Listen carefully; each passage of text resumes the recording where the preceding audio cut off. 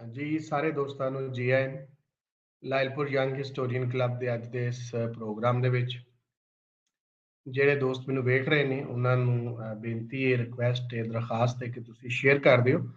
ਤਾਂ ਕਿ ਬਾਕੀ ਲੋਕ ਵੀ ਆ ਜਾਣ ਤੇ ਅਸੀਂ ਅੱਜ ਦਾ ਜਿਹੜਾ ਆਪਣਾ ਪ੍ਰੋਗਰਾਮ ਹੈ ਉਹਨੂੰ ਸ਼ੁਰੂ ਕਰ ਸਕੀਏ। ਲਾਇਲਪੁਰ ਯੰਗ ਹਿਸਟੋਰੀਅਨ ਕਲੱਬ ਪਿਛਲੇ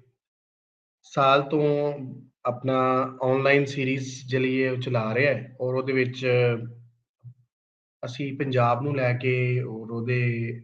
ਹਵਾਲੇ ਨਾਲ ਜਿੰਨੀਆਂ ਵੀ ਸਮਝ ਲਓ ਕਿ ਡਿਪਾਰਟਮੈਂਟ ਦੇ ਸ਼ੋਬੇ ਨੇ ਜਿਹੜੇ ਵਿਸ਼ੇ ਨੇ ਉਹਨਾਂ ਦੇ ਉੱਤੇ ਅਸੀਂ ਗੱਲਬਾਤ ਕਰਦੇ ਰਹਿੰਦੇ ਹਾਂ ਔਰ ਸਾਡੇ ਜਿਹੜਾ ਇਹ ਕਲੱਬ ਹੈ ਉਹਦਾ ਇੱਕ ਮੋਟਿਵ ਹੈ ਜਾਂ ਇੱਕ ਉਹਦਾ ਸਮਝ ਲਓ ਕਿ ਇਹ ਮਕਸਦ ਸੀ ਕਿ ਅਸੀਂ ਪੰਜਾਬ ਦੀ ਤਾਰੀਖ ਨੂੰ ਉਹਦੀ ਆਪਣੀ ਬੋਲੀ ਦੇ ਵਿੱਚ ਜਿਹੜਾ ਹੈ ਉਹ ਕਲੈਕਟ ਕਰ ਸਕੀਏ ਔਰ ਉਹਦੇ ਡਿਜੀਟਲ ਆਰਕਾਈਵ ਬਣਾ ਕੇ ਤੇ ਆਪਣੀ ਆਉਣ ਵਾਲੀ ਨਸਲ ਵਾਸਤੇ ਉਹਨੂੰ ਸੇਵ ਕਰ ਦਈਏ। ਸੋ ਉਸ ਨੂੰ ਅਸੀਂ ਸਾਹਮਣੇ ਰੱਖਦਿਆਂ ਹੋਇਆਂ ਲਾਇਲਪੁਰ ਯੰਗ ਹਿਸਟੋਰੀਅਨ ਕਲੱਬ ਦੀ ਬੁਨਿਆਦ ਰੱਖੀ ਔਰ ਲਾਇਲਪੁਰ ਤੋਂ ਇਹ ਪ੍ਰੋਗਰਾਮ ਜਿਹੜਾ ਅਸੀਂ ਸ਼ੁਰੂ ਕੀਤਾ ਔਰ ਅੱਜ ਅਸੀਂ ਜਦੋਂ ਇਸ ਸੀਰੀਜ਼ ਦਾ ਆਗਾਜ਼ ਕੀਤਾ ਤੇ ਇਸ ਤੋਂ ਪਿੱਛੇ ਇੱਕ ਸਾਡੀ ਪੂਰੀ ਸੀਰੀਜ਼ ਚੱਲੀ ਸੀ ਜਿਹਦੇ ਵਿੱਚ ਅਸੀਂ ਪੰਜਾਬ ਨੂੰ ਲੈ ਕੇ ਬਹੁਤ ਸਾਰੀਆਂ ਚੀਜ਼ਾਂ ਨੂੰ ਚੱਲੇ ਸਾਂ। ਲਾਇਲਪੁਰ ਯੰਗ ਸਟੂਡੈਂਟ ਕਲੱਬ ਨੇ ਕੋਈ ਵੀ ਆਪਣਾ ਲੈਕਚਰ ਰਿਪੀਟ ਨਹੀਂ ਕੀਤਾ ਬਲਕਿ ਉਹਦੇ ਤੋਂ ਅੱਗੇ ਵਧੇ ਔਰ ਜਿਹੜੇ ਗ੍ਰੇ ਏਰੀਆਜ਼ ਨੇ ਜਿਹੜੀ ਤਾਰੀਖ ਨੇ ਅਜੇ ਨਹੀਂ ਛੂਏ ਔਰ ਲੋਕਾਂ ਨੇ ਉਹਦੇ ਤੇ ਬੇਤਹਾਸ਼ਾ ਕੰਮ ਕੀਤਾ ਹੈ ਅਸੀਂ ਉਹਨੂੰ ਅੱਗੇ ਲੈ ਕੇ ਆਉਣ ਦੀ ਕੋਸ਼ਿਸ਼ ਕੀਤੀ। ਅੱਜ ਦਾ ਜਿਹੜਾ ਲੈਕਚਰ ਹੈ ਜਿਸ ਨਾਲ ਤੁਸੀਂ ਦੋਸਤਾਂ ਨੇ ਪੋਸਟਰ ਮੈਂ ਸ਼ੇਅਰ ਕਰ ਦਿੱਤਾ ਸੀ ਵੇਖ ਲਿਆ ਹੋਵੇਗਾ। ਅੱਜ ਜਿਹੜੇ ਸਾਡੇ ਨਾਲ ਸਾਡੇ ਦੋਸਤ ਨੇ ਸੂਝਵਾਨ ਨੇ ਹਿਸਟੋਰੀਅਨ ਧਰਮ ਸਿੰਘ ਗੁਰਾਇਆ ਸਾਹਿਬ ਅੱਜ ਸਾਡੇ ਨਾਲ ਨੇ ਵਾਸ਼ਿੰਗਟਨ ਤੋਂ USA ਤੋਂ। ਮੈਂ ਇਹਨਾਂ ਦੇ ਹਵਾਲੇ ਨਾਲ ਗੱਲ ਕਰਦਾ ਜਾਵਾਂ ਕਿ ਧਰਮ ਗੁਰਾਇਆ ਸਾਹਿਬ ਆਪਣੇ ਹਵਾਲੇ ਨਾਲ ਇਕੱਲੇ ਹੀ ਨੇ, ਇਹ ਯੂਨੀਕ ਨੇ ਕਿ ਇਹਨਾਂ ਨੇ ਤਾਰੀਖ ਦੇ ਵਿੱਚ ਉਹ ਬਿਲਕੁਲ ਗਵਾਚ ਗਏ ਹੋਏ ਕਰੈਕਟਰ ਜਿਹੜੇ ਨੇ ਨਾ ਉਹ ਲੱਭੇ। ਮੈਨੂੰ ਯਾਦ ਹੈ ਕਿ ਜਦੋਂ ਅਸੀਂ ਲਾਇਲਪੁਰ ਯੰਗ ਹਿਸਟੋਰੀਅਨ ਕਰੋਨਾ ਦੇ ਦਿਨਾਂ 'ਚ ਕਰ ਰਹੇ ਸਾਂ ਤੇ ਉਦੋਂ ਵੀ ਅਸੀਂ ਜਿਹੜਾ ਨਾ ਉਹ ਤੇਜਾ ਸਿੰਘ ਸੁਤੰਤਰ ਹੋਵੇ ਜਾਂ ਦੁੱਲਾ ਭੱਟੀ ਹੋਵੇ ਜਾਂ ਜਿਹੜਾ ਹੈ ਵੀ ਉਹ ਮਲੰਗੀ ਹੋਵੇ ਜਾਂ ਚੇਕ ਵਗੈਰਾ ਹੋਏ ਜਾਂ ਇਸ ਤਰ੍ਹਾਂ ਦੇ ਬਹੁਤ ਸਾਰੇ ਕਰੈਕਟਰ ਜਿਹੜੇ ਜਿਨ੍ਹਾਂ ਦਾ ਦੁਨੀਆ ਦੇ ਵਿੱਚ ਔਰ ਖਾਸ ਕਰ ਪੰਜਾਬ ਦੀਆਂ ਜਿਹੜੀਆਂ ਹਸਤੀਆਂ ਦਾ ਮੈਂ ਨਾਂ ਲਿਆ ਉਹਦੇ ਵਿੱਚ ਜਿਹੜਾ ਕਿਰਦਾਰ ਹੈ ਸੀ ਉਹਨੂੰ ਨਾ ਤੇ ਕਿਸੇ ਸਰਕਾਰੀ ਸਕੂਲ ਜਾਂ ਨਿੱਜੀ ਸਕੂਲ ਨੇ ਆਪਣਾ ਸਿਲੇਬਸ ਦਾ ਹਿੱਸਾ ਬਣਾਇਆ ਤੇ ਨਾ ਹੀ ਉਹਨਾਂ ਨੂੰ ਉਹਨਾਂ ਸਤਿਕਾਰ ਮਿਲ ਸਕਿਆ ਤਾਰੀਖਦਾਨਾਂ ਦੀ ਨਜ਼ਰ ਵਿੱਚ ਜਿਹੜਾ ਉਹਨਾਂ ਦਾ ਬਣਦਾ ਸੀ। ਅਸੀਂ ਬਹੁਤ ਸਾਰੀਆਂ ਗੱਲਾਂ ਜਿਹੜੀਆਂ ਨੇ ਉਹਨਾਂ ਦੇ ਰਾਹੀਂ ਸਿੱਖੀਆਂ ਕਿ ਤਾਰੀਖ ਕਿਸ ਤਰ੍ਹਾਂ ਸੀ, ਲੋਕ ਕੌਣ ਸਨ, ਇਹ ਜੱਗਾ ਕੌਣ ਸੀ, ਇਹ ਜੱਗਾ ਡਾਕੂ ਕਿੱਥੋਂ ਆਇਆ, ਇਹਦਾ ਕੀ ਕਰੈਕਟਰ ਸੀ। ਅਸੀਂ ਬੋਲੀਆਂ ਸੁਣਦੇ ਆਏ, ਟੱਪੇ ਮਾਈਆਂ 'ਚ ਜੱਗੇ ਦਾ ਨਾਂ ਸੁਣਿਆ ਪਰ ਜਦੋਂ ਉਹਨਾਂ ਦੀ ਕਿਤਾਬ ਜੱਗਾ ਪੜ੍ਹੀ ਤੇ ਫਿਰ ਉਹਨਾਂ ਨੇ ਜਿਹੜੀ ਉਹਦੇ ਵਿੱਚ ਲੀਡਰਸ਼ਿਪ ਦੀਆਂ ਜਿਹੜੀਆਂ ਥਿਊਰੀਜ਼ ਦੱਸੀਆਂ ਔਰ ਉਸ ਤੋਂ ਬਾਅਦ ਫਿਰ ਉਹਨਾਂ ਨੇ ਸਾਰਾ ਡਿਸਕਸ ਕੀਤਾ। ਇਸੇ ਤਰ੍ਹਾਂ ਹੀ ਅਸੀਂ ਦੁੱਲੇ ਭੱਟੀ ਨੂੰ ਉਹਨਾਂ ਦੀ ਕਿਤਾਬ ਰਾਹੀਂ ਜਾਣਨ ਦੀ ਕੋਸ਼ਿਸ਼ ਕੀਤੀ ਤੇ ਹੁਣ ਜਦੋਂ ਅਸੀਂ ਪਹਿਲਾ lecture Lyallpur young historian club ਦਾ ਰਾਇਮ ਖਾਂ ਖਰਲ ਤੇ ਕੀਤਾ ਸੀ ਤੇ ਮੈਨੂੰ ਯਾਦ ਹੈ ਕਿ ਉਹ ਜਿਹੜਾ ਲੈਕਚਰ ਸੀ ਉਹ ਤਰਾਬਲ ਹਸਨ ਸਰਗਾਣਾ ਸਾਹਿਬ ਪ੍ਰੋਫੈਸਰ ਨੇ, ਬਹੁਤ ਹੀ ਮਾਇਆਨਾਜ਼ ਹਿਸਟੋਰੀਅਨ ਨੇ ਸਾਡੇ ਪਾਕਿਸਤਾਨ ਦੇ, ਉਹਨਾਂ ਨੇ ਕੀਤਾ ਸੀ ਸਾਡੇ ਕਲੱਬ ਦੇ ਉੱਪਰ। ਔਰ ਉਸ ਤੋਂ ਬਾਅਦ ਜਿਹੜਾ ਜਦੋਂ ਉਧਰ ਵਾਲੇ ਬੰਨੇ ਇਹ ਇੰਜ ਸੀ ਕਿ ਜਿਵੇਂ ਰਾਮ ਸਿੰਘ ਖਰਲ ਦਾ ਨਹੀਂ ਪਤਾ ਮੇਰੇ ਨਾਲ ਗੁਰਦਾਸ ਦਦਵਾਲ ਸਾਹਿਬ ਨੇ ਜਿਨ੍ਹਾਂ ਅਚੀ ਜਾ ਕੇ ਉਹ ਤਰਾਬਲ ਹਸਨ ਸਰਗਾਣਾ ਸਾਹਿਬ ਦੀ ਕਿਤਾਬ ਲਈ ਔਰ ਫਿਰ ਉਹਨਾਂ ਨੇ ਉਹਦੇ ਤੋਂ ਪੜ੍ਹਿਆ ਰਹਿਮਤ ਖਾਂ ਖਰਲ ਦੇ ਬਾਰੇ। ਸੋ ਪੰਜਾਬ ਦੀ ਵੰਡ ਨੇ ਤਾਰੀਖ ਨੂੰ ਵੀ ਵੰਡ ਦਿੱਤਾ ਔਰ ਲੋਕਾਂ ਦੇ ਵਿਚਕਾਰ ਇਹ ਗਵਾਚੇ ਹੋਏ ਕਰੈਕਟਰ ਗਵਾਚਦੇ ਚਲੇ ਗਏ। ਲੇਕਿਨ ਮੈਂ ਸਮਝਦਾ ਕਿ ਉਸ ਬੰਨਿਓ ਪਹਿਲੀ ਆਵਾਜ਼ ਜਿਹੜੀ ਹੈ ਨਾ ਜਿਹੜਾ ਪਹਿਲਾ ਸੋਹਣਾ ਕੰਮ ਜਿਹੜਾ ਸਾਡੇ ਸਾਹਮਣੇ ਆਇਆ ਉਹ ਧਰਮ ਸਿੰਘ ਗੁਰਾਇਆ ਸਾਹਿਬ ਦਾ ਰਾਇਮ ਖਾਂ ਖਰਲ ਤੇ ਉਹਨਾਂ ਨੇ ਕਿਤਾਬ ਛਾਪੀ, ਗੁਰਮੁਖੀ ਸ਼ਾਹਮੁਖੀ ਦੋਵਾਂ ਤਰਫ ਔਰ ਅੰਗਰੇਜ਼ੀ 'ਚ ਵੀ ਛਾਪ ਰਹੇ ਨੇ। ਤੇ ਅੱਜ ਸਾਡੇ ਇਸ ਜਿਹੜੀ ਅੱਜ ਦੀ ਬੈਠਕ ਹੈ ਦੋਸਤਾਂ ਨਾਲ ਜਿਹੜਾ ਮਿਲਣੀ ਗਿਲਣੀ ਉਹਦੇ ਵਿੱਚ ਸਾਡੇ ਬਹੁਤ ਹੀ ਪਿਆਰੇ ਬਹੁਤ ਜ਼ਿਆਦਾ ਸਾਡੇ ਦਿਲ ਦੇ ਕਰੀਬ ਧਰਮ ਸਿੰਘ ਗੁਰਾਇਆ ਸਾਹਿਬ ਮੌਜੂਦ ਨੇ। ਮੈਂ ਹੁਣ ਉਹਨਾਂ ਨੂੰ ਦਰਖਾਸਤ ਕਰਾਂਗਾ ਕਿ ਉਹ ਸਾਡੇ ਨਾਲ ਆਉਣ ਤੇ ਸਕਰੀਨ ਸਾਂਝੀ ਕਰਨ ਤੇ ਅਸੀਂ ਅੱਜ ਦੀ ਗੱਲਬਾਤ ਅੱਗੇ ਵਧਾ ਸਕੀਏ। ਸਭ ਤੋਂ ਪਹਿਲਾਂ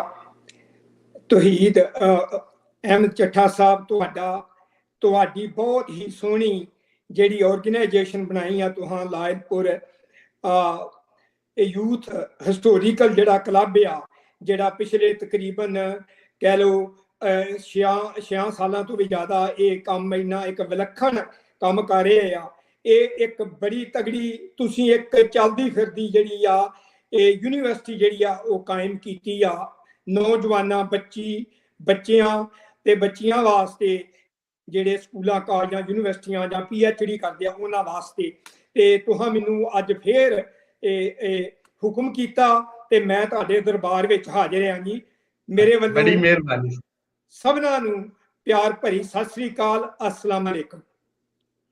सर वालेकुम सलाम सर, ਅਸੀਂ ਹੁਣ ਸਕਰੀਨ ਤੁਹਾਡੇ ਹਵਾਲੇ ਕਰਨੇ ਤੇ ਅੱਜ ਦੀ ਅਸੀਂ ਗੱਲਬਾਤ ਤੁਹਾਡੇ ਕੋਲ ਸੁਣਨੀ ਹੈ ਜੀ। बहुत मेहरबानी। ਅੱਜ ਅਸੀਂ ਗੱਲ ਕਰਾਂਗੇ ਰਾਏ ਅਹਿਮਦ ਖਾਨ ਖਰਲ ਦੇ ਬਾਰੇ ਵਿੱਚ। ਇਸ ਤੋਂ ਪਹਿਲਾਂ ਕਿ ਆਪਾਂ ਬਿਲਕੁਲ ਰਾਏ ਅਹਿਮਦ ਹੁਰਾਂ ਦੇ ਬਾਰੇ ਗੱਲ ਕਰੀਏ, ਮੈਂ ਥੋੜਾ ਜਿਹਾ ਜਿਹੜਾ ਪੰਜਾਬ ਦਾ ਪਿਛੋਕੜ ਆ ਉਹਦੇ ਉੱਤੇ ਥੋੜੀ ਜੀ ਮੈਂ ਝਾਤ ਉਹ ਮਾਰਨੀ ਚਾਹਾਂਗਾ। ਇੰਗਲੈਂਡ ਦੀ ਮਹਾਰਾਣੀ ਐਲਿਜ਼ਬeth ਪਹਿਲੀ ਜਿਹੜੀ ਸੀ ਉਹਦੇ ਵਕਤ ਵਿੱਚ ਹੀ 31 ਦਸੰਬਰ सन 1600 ਦੇ ਵਿੱਚ ਸ਼ਾਹੀ ਚਾਰਟਰ ਜਿਹੜਾ ਸੀ ਇੱਕ ਉਹ ਹੋਂਦ ਵਿੱਚ ਆਇਆ, ਜਿਹਦੇ ਰਾਹੀਂ ਈਸਟ ਇੰਡੀਆ ਕੰਪਨੀ ਜਿਹੜੀ ਆ ਉਹਦੀ ਬੁਨਿਆਦ ਰੱਖੀ ਗਈ। ਤਕਰੀਬਨ 6 ਸਾਲ ਬਾਅਦ ਜਿਹੜਾ ਈਸਟ ਇੰਡੀਆ ਕੰਪਨੀ ਦਾ ਮੁਖੀ ਸੀ ਥਾਮਸ रो, ਉਹਨੇ ਜਹਾਂਗੀਰ ਬਾਦਸ਼ਾਹ ਦੇ ਦਰਬਾਰ ਵਿੱਚ ਪੇਸ਼ ਹੋ ਕੇ ਤੇ ਹਿੰਦੁਸਤਾਨ ਦੇ ਨਾਲ ਜਿਹੜਾ ਵਪਾਰ ਆ ਉਹ ਸ਼ੁਰੂ ਕਰਨ ਵਾਸਤੇ ਇੱਕ ਦਰਖਾਸਤ ਜਿਹੜੀ ਆ ਉਹ ਦਿੱਤੀ, ਜਿਹੜੀ ਕਿ ਜਹਾਂਗੀਰ ਬਾਦਸ਼ਾਹ ਨੇ ਮਨਜ਼ੂਰ ਕੀਤੀ। ਔਰ ਪਹਿਲਾ ਸਮੁੰਦਰੀ ਜਹਾਜ਼ ਜਾਂ ਸਮੁੰਦਰੀ ਬੇੜਾ ਜਿਹੜਾ ਵਾ ਉਹ 13 ਦਸੰਬਰ सन 1608 ਨੂੰ ਜਿਹੜੀ ਸੂਰਤ ਦੀ ਬੰਦਰਗਾਹ ਸੀ ਉੱਥੇ ਉਹ ਆਇਆ ਸੀ। ਇਹ ਸ਼ੁਰੂ ਵਿੱਚ ਤਾਂ ਇੱਕ ਨਰੋਲ ਇੱਕ ਵਪਾਰਕ ਉਧਰੋਂ ਉਧਰੀ ਦੋਨਾਂ ਮੁਲਕਾਂ ਦੀ ਸੰਧੀ ਸੀ, ਲੇਕਿਨ ਇਹਦਾ ਅਸਲ ਜਿਹੜਾ ਮਕਸਦ ਸੀ ਉਹ ਕੀ ਸੀ ਉਹ ਤੁਸੀਂ ਅੱਗੇ ਅੱਗੇ ਆਪਾਂ ਉਹ ਦੇਖਾਂਗੇ। ਜਦੋਂ ਈਸਟ ਇੰਡੀਆ ਕੰਪਨੀ ਹਿੰਦੁਸਤਾਨ ਦੇ ਵਿੱਚ ਆਉਂਦੀ ਆ ਤੇ ਜਦੋਂ ਉਹਨਾਂ ਨੇ ਦੇਖਿਆ ਕਿ ਇਹ ਐਡਾ ਇੱਥੇ ਵਪਾਰ ਸੌਖਾ ਨਹੀਂ ਆ, ਕਿਉਂਕਿ ਇੱਥੇ ਆਲਰੇਡੀ ਪੁਰਤਗਾਲੀ ਜਿਹੜੇ ਸੀ ਉਹਨਾਂ ਨੇ ਆਪਣੇ ਪੈਰ ਜਮਾਏ ਹੋਏ ਸੀ। ਉਹਨਾਂ ਦੇ ਪੈਰਾਂ ਨੂੰ ਉਖੇੜਨ ਵਾਸਤੇ ਇਹ ਈਸਟ ਇੰਡੀਆ ਕੰਪਨੀ ਨੂੰ ਬੰਗਾਲ ਦੇ ਵਿੱਚ ਪਲਾਸੀ ਦੀ ਲੜਾਈ ਜਿਹੜੀ ਆ ਲਗਾਤਾਰ ਇਹ 92 ਔਰ ਦਾ ਅਦਰ 7 ਸਾਲ ਤੱਕ ਚੱਲਦੀ ਰਹੀ, ਉਹ ਲੜਨੀ ਪਈ। ਉਸ ਤੋਂ ਬਾਅਦ ਵਿੱਚ ਨਵਾਬ ਸਿਰਾਜ ਉਲ ਦੌਲਾ ਦੇ ਨਾਲ ਵੀ ਲੜਾਈ ਹੋਈ। ਚਲਦਿਆਂ ਚਲਦਿਆਂ ਇਹ ਲੜਾਈ ਮਸੂਰ ਤੱਕ ਜਿਹੜੀ ਆ ਉਹ ਟੀਪੂ ਸੁਲਤਾਨ ਦੀ ਜਿਹੜੀ ਸਲਤਨਤ ਸੀ ਉਹਦੇ ਮਹੱਲਾਂ ਦੇ ਮੋਹਰੇ ਜਾ ਕੇ ਪਹੁੰਚ ਗਈ।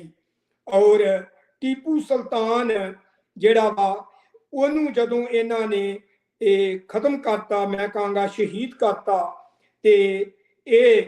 ਜਿਹੜਾ ਵਾ ਦੱਖਣੀ ਭਾਰਤ ਜਿਹੜਾ ਵਾ ਇਹ ਈਸਟ ਇੰਡੀਆ ਕੰਪਨੀ ਦੇ ਇੱਕ ਕਿਸਮ ਦਾ ਕਬਜ਼ੇ ਹੇਠ ਆ ਗਿਆ। ਬੜੀਆਂ ਦੋ ਅਜੀਬ ਘਟਨਾਵਾਂ ਵਾਪਰਦੀਆਂ ਨੇ। ਇੱਕ ਪਾਸੇ ਦੱਖਣੀ ਇੰਡੀਆ ਹਿੰਦੁਸਤਾਨ ਦੇ ਵਿੱਚ ਅੰਗਰੇਜ਼ ਸਾਮਰਾਜ ਜਿਹੜਾ ਉਹ ਆਪਣੇ ਪੈਰ ਜਮਾ ਰਿਹਾ, ਲੇਕਿਨ ਦੂਸਰੇ ਪਾਸੇ ਹਿੰਦੁਸਤਾਨ ਦੇ ਉੱਤਰੀ ਸਿਰੇ ਤੇ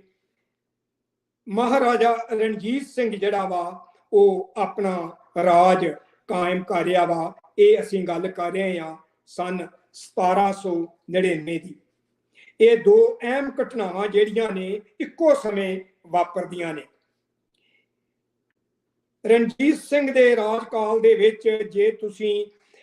ਪਾਪੂਲੇਸ਼ਨ ਦੀ ਕੰਪੋਜੀਸ਼ਨ ਦੇਖੀਏ ਤੇ ਉਹ ਕੁਝ ਇਸ ਤਰ੍ਹਾਂ ਬਣਦੀ ਆ ਕਿ ਉਸ ਸਮੇਂ ਪੰਜਾਬ ਦੇ ਵਿੱਚ ਜਿਹੜਾ ਕਿ ਬਹੁਤ ਵੱਡੇ ਖੇਤਰਫਲ ਦੇ ਵਿੱਚ ਸੀ, ਉੱਥੇ ਮੁਸਲਮਾਨਾਂ ਦੀ ਗਿਣਤੀ ਉਹ 53% ਸੀ। ਹਿੰਦੂ ਪਾਪੂਲੇਸ਼ਨ ਜਿਹੜੀ ਸੀ ਉਹ 34.8% ਸੀ ਔਰ ਸਿੱਖਾਂ ਦੀ ਗਿਣਤੀ 6.5% ਸੀ। ਇਹ ਸੀਗੀ ਕੰਪੋਜੀਸ਼ਨ ਜਿਹੜੀ ਪੰਜਾਬ ਨੂੰ ਇੱਕ ਸਮੁੱਚਾ ਇੱਕ ਰਾਜ ਦੇ ਵਿੱਚ ਉਹ ਬਣਾਉਂਦੀ ਆ। 5 ਲੜਾਈਆਂ ਅੰਗਰੇਜ਼ਾਂ ਦੀਆਂ ਹੋਈਆਂ ਉਸ ਸਮੇਂ ਸਿੱਖਾਂ ਦੇ ਨਾਲ, ਜਿਨ੍ਹਾਂ ਨੂੰ ਸਿੱਖ ਐਂਗਲੋ ਵਾਰ ਵੀ ਕਿਹਾ ਜਾਂਦਾ ਵਾ। ਔਰ ਉਹ ਲੜਾਈਆਂ ਦੇ ਵਿੱਚ ਸਿੱਖਾਂ ਦੀ ਹਾਰ ਜਾਂ ਫੌਜ ਦੀ ਹਾਰ ਕਿਉਂ ਹੁੰਦੀ ਆ, ਇਹ ਇੱਕ ਵੱਖਰਾ ਵਿਸ਼ਾ ਵਾ। ਲੇਕਿਨ 30 ਮਾਰਚ 1849 ਨੂੰ ਅੰਗਰੇਜ਼ ਜਿਹੜਾ ਵਾ ਉਹ ਲਾਹੌਰ ਦੇ ਉੱਪਰ ਯੂਨੀਅਨ ਜੈਕ ਭਾਵ ਅੰਗਰੇਜ਼ ਸਾਮਰਾਜ ਦਾ ਜਿਹੜਾ ਝੰਡਾ ਵਾ ਉਹ ਚਾੜ ਦਿੰਦਾ ਵਾ। ਉਸ ਸਮੇਂ ਦੇ ਪੰਜਾਬ ਦੇ ਗਵਰਨਰ ਲਾਰਡ ਡਲਹੌਜੀ ਸਨ। ਔਰ ਜਦੋਂ ਪੰਜਾਬ ਨੂੰ ਇਹ ਪੂਰੀ ਤਰ੍ਹਾਂ ਆਪਣੇ ਕਬਜ਼ੇ ਵਿੱਚ ਕਰ ਲੈਂਦੇ ਆ ਤੇ ਫਿਰ ਇੱਕ board of administration, Punjab board of administration ਜਿਹੜੀ ਆ ਉਹ ਬਣਾਈ ਜਾਂਦੀ ਆ। ਕਿਉਂਕਿ ਨਵੀਂ ਹਕੂਮਤ ਆਈ ਸੀ, ਉਹਨਾਂ ਨੂੰ ਇੱਕ ਐਸਾ ਬੋਰਡ ਚਾਹੀਦਾ ਸੀ ਜਿਹੜਾ ਵੱਖ-ਵੱਖ ਖੇਤਰਾਂ ਦੇ ਵਿੱਚ ਆਪਣਾ ਪ੍ਰਭਾਵ ਉਹ ਕਰ ਸਕੇ ਤੇ ਕੰਮ ਕਰ ਸਕਣ, ਜਿਹਦੇ ਵਿੱਚ 2 ਭਰਾ ਸਨ, ਹੈਨਰੀ ਲਾਰੈਂਸ ਔਰ ਜੌਨ ਲਾਰੈਂਸ। ਹੈਨਰੀ ਲਾਰੈਂਸ ਜਿਹੜਾ ਵੱਡਾ ਸੀ, ਉਸ ਨੂੰ ਬੋਰਡ ਆਫ ਐਡਮਿਨਿਸਟ੍ਰੇਸ਼ਨ ਪੰਜਾਬ ਦਾ ਪ੍ਰਧਾਨ ਬਣਾਇਆ ਗਿਆ ਔਰ ਛੋਟੇ ਭਰਾ ਜੌਨ ਲਾਰੈਂਸ ਨੂੰ ਉਸਦਾ ਮੈਂਬਰ ਬਣਾਇਆ ਗਿਆ। ਇਸ ਤਰੀਕੇ ਨਾਲ ਇਹਨਾਂ ਨੇ ਆਉਂਦਿਆਂ ਹੀ, ਜਿਵੇਂ ਆਮ ਹੁੰਦਾ ਵਾ ਕਿ ਸੁਧਾਰ ਕਰਨੇ, ਲੋਕਾਂ ਦੇ ਪ੍ਰਤੀ ਕਿਸੇ ਨਾ ਕਿਸੇ ਤਰੀਕੇ ਨਾਲ ਉਹਨਾਂ ਵਿੱਚ ਆਪਣਾ ਪ੍ਰਭਾਵ ਬਣਾਉਣ ਵਾਸਤੇ ਕੁਝ ਉਹਨਾਂ ਨੂੰ ਕੁਝ ਚੰਗੇ ਕੰਮ ਕਰਕੇ ਦੱਸਣੇ ਕਿ ਅਸੀਂ ਤੁਹਾਡੇ ਵਾਸਤੇ ਬਹੁਤ ਚੰਗੇ ਕੰਮ ਕਰ ਰਹੇ ਹਾਂ। ਇਹਨਾਂ ਨੇ ਫਿਰ ਕੁਝ ਐਸੇ ਵਰਤਾਰੇ ਕੀਤੇ ਕਿ ਜਿਵੇਂ ਜ਼ਮੀਨੀ ਕੁਝ ਸੁਧਾਰ ਕੀਤੇ, ਕੁਝ ਨਹਿਰਾਂ ਦੀ ਮੁਰੰਮਤ ਕੀਤੀ, ਕੁਝ ਨਵੇਂ ਜਿਹੜੇ ਰਾਹ ਖੋਲੇ, ਜਿਹਦੇ ਨਾਲ ਕਿਸਾਨਾਂ ਨੂੰ ਇਹਨਾਂ ਨੇ ਆਪਣੇ ਨਾਲ ਜੋੜਨ ਦੀ ਗੱਲ ਕੀਤੀ। ਲੇਕਿਨ ਇਹਦੇ ਵਾਸਤੇ ਸਰਕਾਰ ਦਾ ਜਿਹੜਾ ਰੈਵਨਿਊ ਸੀ, ਜਿਹੜੀ ਜ਼ਮੀਨੀ ਲਗਾਨ ਸੀ, ਉਹਦੇ ਉੱਤੇ ਜਿਹੜਾ ਫਰਕ ਪਿਆ ਤਾਂ ਛੋਟੇ ਭਰਾ ਨੇ ਜੋ ਜੌਨ ਲਾਰੈਂਸ ਸੀ, ਉਹਨੇ ਫਿਰ ਜਿਹੜੇ ਅਮੀਰ ਜ਼ਗੀਰਦਾਰ ਮਨਸਬਦਾਰ ਸੀ, ਉਹਨਾਂ ਦੀ ਲਗਜ਼ਰੀ ਲਾਈਫ ਨੂੰ ਥੋੜਾ ਘਟਾਉਣ ਵਾਸਤੇ ਉਹਨਾਂ ਤੇ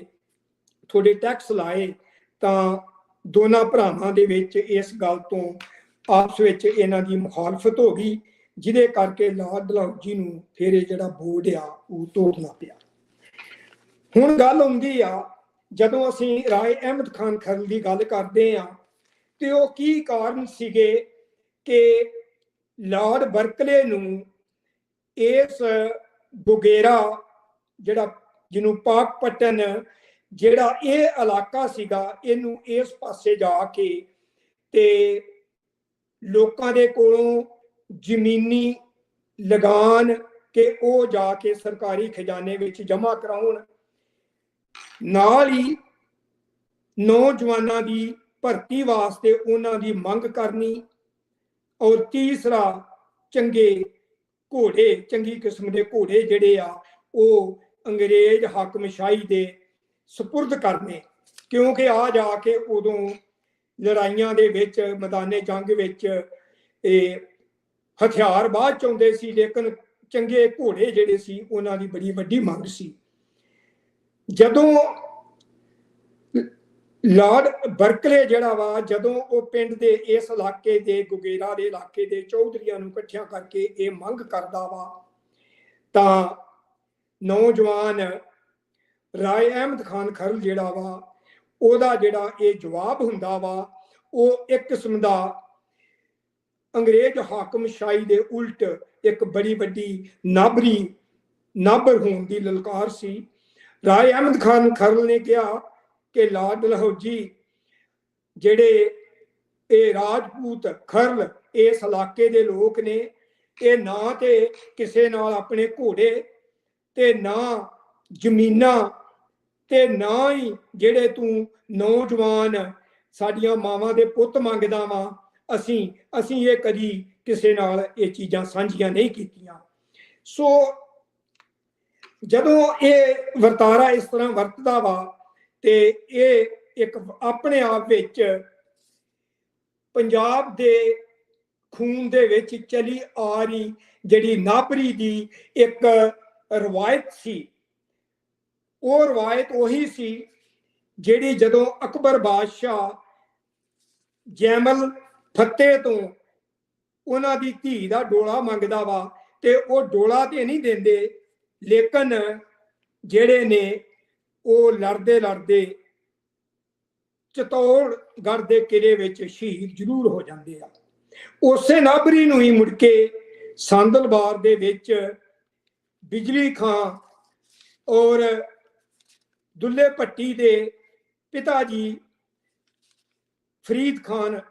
ਜਿਹੜੇ ਆ ਉਹ ਹਮਾਯੂੰ ਦੇ ਟਾਈਮ ਦੇ ਉੱਤੇ ਇਹੀ ਨਾਬਰੀ ਜਿਹੜੀ ਆ ਜ਼ਮੀਨੀ ਲਗਾਨ ਨਾ ਦੇਣਾ ਉਹ ਵਿਖਾਉਂਦੇ ਆ ਤੇ ਸਿੱਟੇ ਵਜੋਂ ਉਹਨਾਂ ਨੂੰ ਲਾਹੌਰ ਵਿੱਚ ਸ਼ਹੀਦ ਕੀਤਾ ਜਾਂਦਾ। ਤੇ ਮੁੜ ਕੇ ਰਹਿੰਦੀ ਕਸਰ ਜਿਹੜੀ ਆ ਉਹ ਨੌਜਵਾਨਾਂ ਨੂੰ ਹਥਿਆਰਬੰਦ ਕਰਕੇ ਤੇ ਮੁਗਲਾਂ ਦੇ ਉਲਟ ਜਿਹੜਾ ਦੁੱਲਾ ਭੱਟੀ ਜਿਹੜਾ ਆਪਣੀ ਲੜਾਈ ਲੜਦਾ ਅਖੀਰ ਤੇ ਉਹ ਵੀ ਜਿਹੜਾ ਵਾ 1599 26 ਮਾਰਚ ਨੂੰ ਲਾਹੌਰ ਵਿੱਚ ਜਿਨ੍ਹਾਂ ਨੂੰ ਜਿਹੜੀ ਆ ਉਹ ਫਾਂਸੀ ਦਿੱਤੀ ਜਾਂਦੀ ਆ। ਲੇਕਿਨ ਇਹ ਰਵਾਇਤ ਰੁਕੀ ਨਹੀਂ, ਲੇਕਿਨ ਸਮੇਂ ਨੇ ਜਿਹੜਾ ਵਾ ਉਹ ਸਾਹ ਲੈਣਾ ਸੀ ਥੋੜਾ ਤੇ ਫਿਰ ਰਾਵੀ ਦੇ ਕੰਢੇ ਤੇ ਰਾਏ ਅਹਿਮਦ ਖਾਨ ਖਰਲ ਦਾ ਜਿਹੜਾ ਜਨਮ ਆ ਪਿੰਡ ਝਾਮਰੇ ਦੇ ਵਿੱਚ ਹੁੰਦਾ ਵਾ ਤੇ ਇਹਨਾਂ ਦੇ ਪਿਤਾ ਰਾਏ ਨੱਥੂ ਖਾਨ ਤੇ ਬੀਬੀ ਫਤਿਹ ਕਾਮਿਕੋ ਜਿਹੜੇ ਉਹ ਸੀਗੇ। ਔਰ ਜਦੋਂ ਇਹਨਾਂ ਦਾ ਜਵਾਬ ਜਿਹੜਾ ਵਾ ਡਲਹੌਜੀ ਨੂੰ ਬਰਕਲੇ ਨੂੰ ਮਿਲਦਾ ਵਾ ਲਾਰਡ ਡਲਹੌਜੀ ਦੇ ਇਸ਼ਾਰਿਆਂ ਤੇ ਫਿਰ ਇੱਕ ਕਿਸਮ ਦਾ ਲੜਾਈ ਦਾ ਜਿਹੜਾ ਉਹ ਮੁੱਢ ਵੱਜ ਜਾਂਦਾ ਵਾ। ਉਹ ਮੁੱਢ ਐਸਾ ਵੱਜਦਾ ਵਾ ਕਿ ਜਿਹਦੇ ਵਾਸਤੇ ਅੰਗਰੇਜ਼ ਇਤਿਹਾਸਕਾਰਾਂ ਨੂੰ ਵੀ ਲਿਖਣਾ ਪਿਆ ਵੱਖ-ਵੱਖ। ਉਹ ਇੱਕ ਲੰਮਾ ਵਿਸ਼ਾ ਵਾ ਭਈ ਕਿਹੜਾ ਅੰਗਰੇਜ਼ ਜਿਹੜਾ ਹਿਸਟੋਰੀਅਨ ਆ ਜਾਂ ਰਾਈਟਰ ਆ ਕੀ ਲਿਖਦਾ ਵਾ, ਉਹ ਇੱਕ ਅਡਰਾ ਇੱਕ ਸਬਜੈਕਟ ਬਣ ਜਾਂਦਾ ਵਾ। ਲੇਕਿਨ ਮੈਂ ਹੁਣ ਇੱਥੇ ਥੋੜਾ ਜਿਹਾ ਇਹ ਦੱਸਣਾ ਚਾਹਾਂਗਾ ਕਿ ਜਦੋਂ ਲਾਰਡ ਬਰਕਲੇ ਨੂੰ ਜਵਾਬ ਮਿਲਦਾ ਵਾ ਭਈ ਨਹੀਂ ਅਸੀਂ ਤੈਨੂੰ ਇੱਥੋਂ ਕੁਝ ਨਹੀਂ ਦੇਵਾਂਗੇ, ਤਾਂ ਫਿਰ ਜਦੋਂ ਉਹ ਆਪਣੇ ਜਿਹੜੇ ਕਰਿੰਦੇ ਨੇ ਉਹ ਇਸ ਇਲਾਕੇ ਦੇ ਵਿੱਚ ਭੇਜਦਾ ਵਾ ਤਾਂ ਇੱਥੇ ਜਿਹੜੇ ਕੁਝ ਲੰਬੜਦਾਰ ਸੀ ਉਹ ਵਿਰੋਧ ਕਰਦੇ ਨੇ ਕਿ ਅਸੀਂ ਮਾਲੀਆ ਜਿਹੜਾ ਵਾ ਉਹ ਨਹੀਂ ਤਾਰਨਾ। ਤਾਂ ਫਿਰ ਇਹ ਆਪਣੀ ਜਿਹੜੀ ਆ ਤਾਕਤ ਨੂੰ ਵਰਤ ਕੇ ਅੰਗਰੇਜ਼ ਜਿਹੜੇ ਨੇ ਤੇ ਬਹੁਤ ਜ਼ਿਆਦਾ ਲੋਕ ਜਿਹੜੇ ਨੇ ਉਹਨਾਂ ਨੂੰ ਫੜ ਕੇ ਤੇ ਗੁਗੇਰਾ ਜੇਲ੍ਹ ਵਿੱਚ ਲੈ ਆਉਂਦੇ ਆ। ਗੁਗੇਰਾ ਜੇਲ੍ਹ ਵਿੱਚ ਕੱਲਾ ਨਹੀਂ ਲਿਆਉਂਦੇ, ਉਹਨਾਂ ਦੇ ਪਿੰਡ ਵੀ ਜਿਹੜੇ ਆ ਉਹਨਾਂ ਨੂੰ ਵੀ ਅੱਗ ਲਾ ਦਿੰਦੇ ਆ, ਘਰਾਂ ਨੂੰ ਅੱਗ ਲਾ ਕੇ ਸਾੜ ਫੂਕ ਦਿੰਦੇ ਆ, ਉਹਨਾਂ ਦੇ ਜਿਹੜੇ ਪਸ਼ੂ ਹੁੰਦੇ ਨੇ ਉਹਨਾਂ ਨੂੰ ਵੀ ਘੇਰ ਕੇ ਲੈ ਆਉਂਦੇ ਆ। ਹੁਣ ਰਾਏ ਅਹਿਮਦ ਖਾਨ ਖਰਲ ਜਿਹੜੇ ਸੀ ਇਹਨਾਂ ਦੀ ਉਮਰ 72 ਸਾਲ ਦੀ ਹੋ ਚੁੱਕੀ ਸੀ। ਔਰ ਸਭ ਤੋਂ ਵਿਲੱਖਣ ਗੱਲ ਇਹ ਆ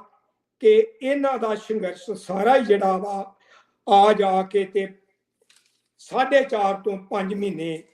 ਦਾ ਰਿਹਾ ਸੀ, ਜਿਹਨੂੰ ਕਹਿ ਲਓ ਮਈ, ਜੂਨ, ਜੁਲਾਈ, ਅਗਸਤ ਤੇ ਸਤੰਬਰ ਦੇ ਵਿੱਚ। ਬੜੀ ਮੁਸ਼ਕਲ ਨਾਲ 5 ਮਹੀਨੇ ਦੇ ਇਸ ਸੰਘਰਸ਼ ਦੇ ਵਿੱਚ ਰਾਏ ਅਹਿਮਦ ਖਾਨ ਖਰਲ ਨੇ ਕਿਸ ਤਰੀਕੇ ਨਾਲ ਵੱਖ-ਵੱਖ ਕਬੀਲਿਆਂ ਨੂੰ ਇਕੱਠਿਆਂ ਕਰਕੇ ਅੰਗਰੇਜ਼ ਦੇ ਉਲਟ ਲੜਨ ਵਾਸਤੇ ਲਾਮਬੰਦ ਕੀਤਾ, ਇਹ ਇੱਕ ਆਪਣੇ ਆਪ ਵਿੱਚ ਇਤਿਹਾਸ ਆ, ਇੱਕ ਵਿਲੱਖਣ ਇਤਿਹਾਸ ਆ। ਹੁਣ ਜਦੋਂ ਗੱਲ ਇਹ ਕਰਦੇ ਆ ਭਈ ਇਹ ਲੜਾਈ ਦਾ ਜਿਹੜਾ ਅਸਲ ਵਿੱਚ ਮੁੱਢ ਜਿਹੜਾ ਵਾ ਉਹ ਕਿੱਥੇ ਕਿੱਥੇ ਆ, ਇਹਦਾ ਜਿਹੜਾ ਘੇਰਾ ਵਾ ਇਹਨੂੰ ਕਹਿ ਲਓ ਤੁਸੀਂ ਸਾਹੀਵਾਲ ਦਾ ਇਲਾਕਾ, ਜਿਸ ਨੂੰ ਟੈਂਪਰੇਰੀ ਜਿਹੜਾ ਮਿੰਟਗੁਮਰੀ ਦਾ ਨਾਮ ਹੀ ਦਿੱਤਾ ਗਿਆ, ਤੇ ਗੁਗੇਰੇ ਦਾ ਇਲਾਕਾ, ਉਕਾੜੇ ਦਾ ਇਲਾਕਾ, ਫੈਸਲਾਬਾਦ ਦਾ ਇਲਾਕਾ ਔਰ ਰਾਵੀ ਦਾ ਜਿਹੜਾ ਇੱਕ ਕਿਨਾਰਾ ਵਾ ਦੋਨੋਂ ਪਾਸੇ ਦਾ, ਇਹ ਇੱਕ ਕਿਸਮ ਦੀ ਇਹਨਾਂ ਦੀ ਬੈਟਲ ਫੀਲਡ ਜਿਹੜੀ ਆ ਉਹ ਬਣ ਚੁੱਕੀ ਸੀ। ਹੁਣ ਰਾਏ ਅਹਿਮਦ ਖਾਨ ਖਰਲ ਜਿਹੜਾ ਸੀ ਉਹ ਕਿਵੇਂ ਚੁੱਪ ਰਹਿ ਸਕਦਾ ਸੀ ਕਿ ਉਹਦੇ ਜਿਹੜੇ ਇਲਾਕੇ ਦੇ ਜਿਹੜੇ ਲੋਕ ਸੀ ਜਿਨ੍ਹਾਂ ਵਿੱਚ ਬਜ਼ੁਰਗ ਵੀ, ਮਾਤਾਵਾਂ, ਬਜ਼ੁਰਗ, ਨੌਜਵਾਨ, ਇੱਥੋਂ ਤੱਕ ਕਿ ਬੱਚੇ ਵੀ ਸੀ ਜਿਨ੍ਹਾਂ ਨੂੰ ਗਗੇਰਾ ਜੇਲ੍ਹ ਵਿੱਚ ਬੰਦ ਕੀਤਾ ਹੋਇਆ ਸੀ। ਰਾਏ ਅਹਿਮਦ ਖਾਨ ਖਰਲ ਨੇ ਫਿਰ ਇੱਕ ਸਕੀਮ ਬਣਾਈ। ਪਹਿਲਾਂ ਉਹ ਜੇਲ੍ਹ ਦੇ ਅੰਦਰ ਜਾਂਦਾ, ਫਿਰ ਸਾਰਾ ਭੇਤ ਲੈ ਕੇ ਤੇ 26 ਜੁਲਾਈ ਸਨ 1857 ਨੂੰ ਫਿਰ ਉਹਦੇ ਉੱਤੇ ਹਮਲਾ ਕਰਦਾ ਵਾ। ਇੱਥੇ ਵੱਖ-ਵੱਖ ਕਿਆਸ ਰਾਈਆਂ ਨੇ ਕਿ ਇਸ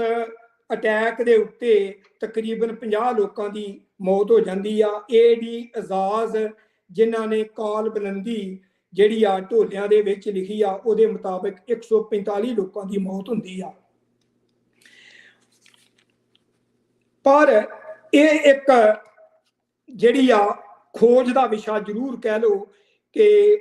ਕਿੰਨਿਆਂ ਲੋਕਾਂ ਦੀ ਮੌਤ ਹੁੰਦੀ ਆ, ਲੇਕਿਨ ਕਹਿਣ ਤੋਂ ਭਾਵ ਇਹ ਸੀ ਕਿ ਰਾਏ ਅਹਿਮਦ ਖਾਨ ਖਰਲ ਨੂੰ ਉਹ ਲੋਕ ਆਪਣੇ ਜੀਆਂ ਤੋਂ ਅਜੀਜ਼ ਸਨ ਜਿਹੜੇ ਉਹਨੇ ਛਡਾਏ। ਹੁਣ ਅੱਗੇ ਗੱਲ ਇਹ ਹੁੰਦੀ ਆ ਭਈ ਇਸ ਲੜਾਈ ਦਾ ਜਿਹੜਾ ਮੇਨ ਘੇਰਾ ਵਾ ਉਹ ਕਿੱਥੇ ਤੇ ਕਿਵੇਂ ਬਣਦਾ ਵਾ। ਜਿਵੇਂ ਕਿ ਇਹਦੇ ਵਿੱਚ ਤਕਰੀਬਨ ਸਾਹੀਵਾਲ ਦਾ ਇਲਾਕਾ, ਜਲੀ, ਹੜੱਪਾ, ਗੁਗੇਰਾ, ਕਮਾਲੀਆ, ਚੀਚਾ ਵਤਨੀ, ਕੌੜੇ ਸ਼ਾਹ, ਮੁਹੰਮਦਪੁਰ ਤੇ ਗਸ਼ਕੋਰੀ। ਇੱਕ ਅੰਦਾਜ਼ੇ ਅਨੁਸਾਰ ਜਿਹੜਾ ਗੋਰੇ ਹਿਸਟੋਰੀਅਨ ਦੱਸਦੇ ਨੇ ਕਿ ਇਹਦੇ ਵਿੱਚ ਬਾਗੀਆਂ ਦੀ ਗਿਣਤੀ 1,25,000 ਸੀ।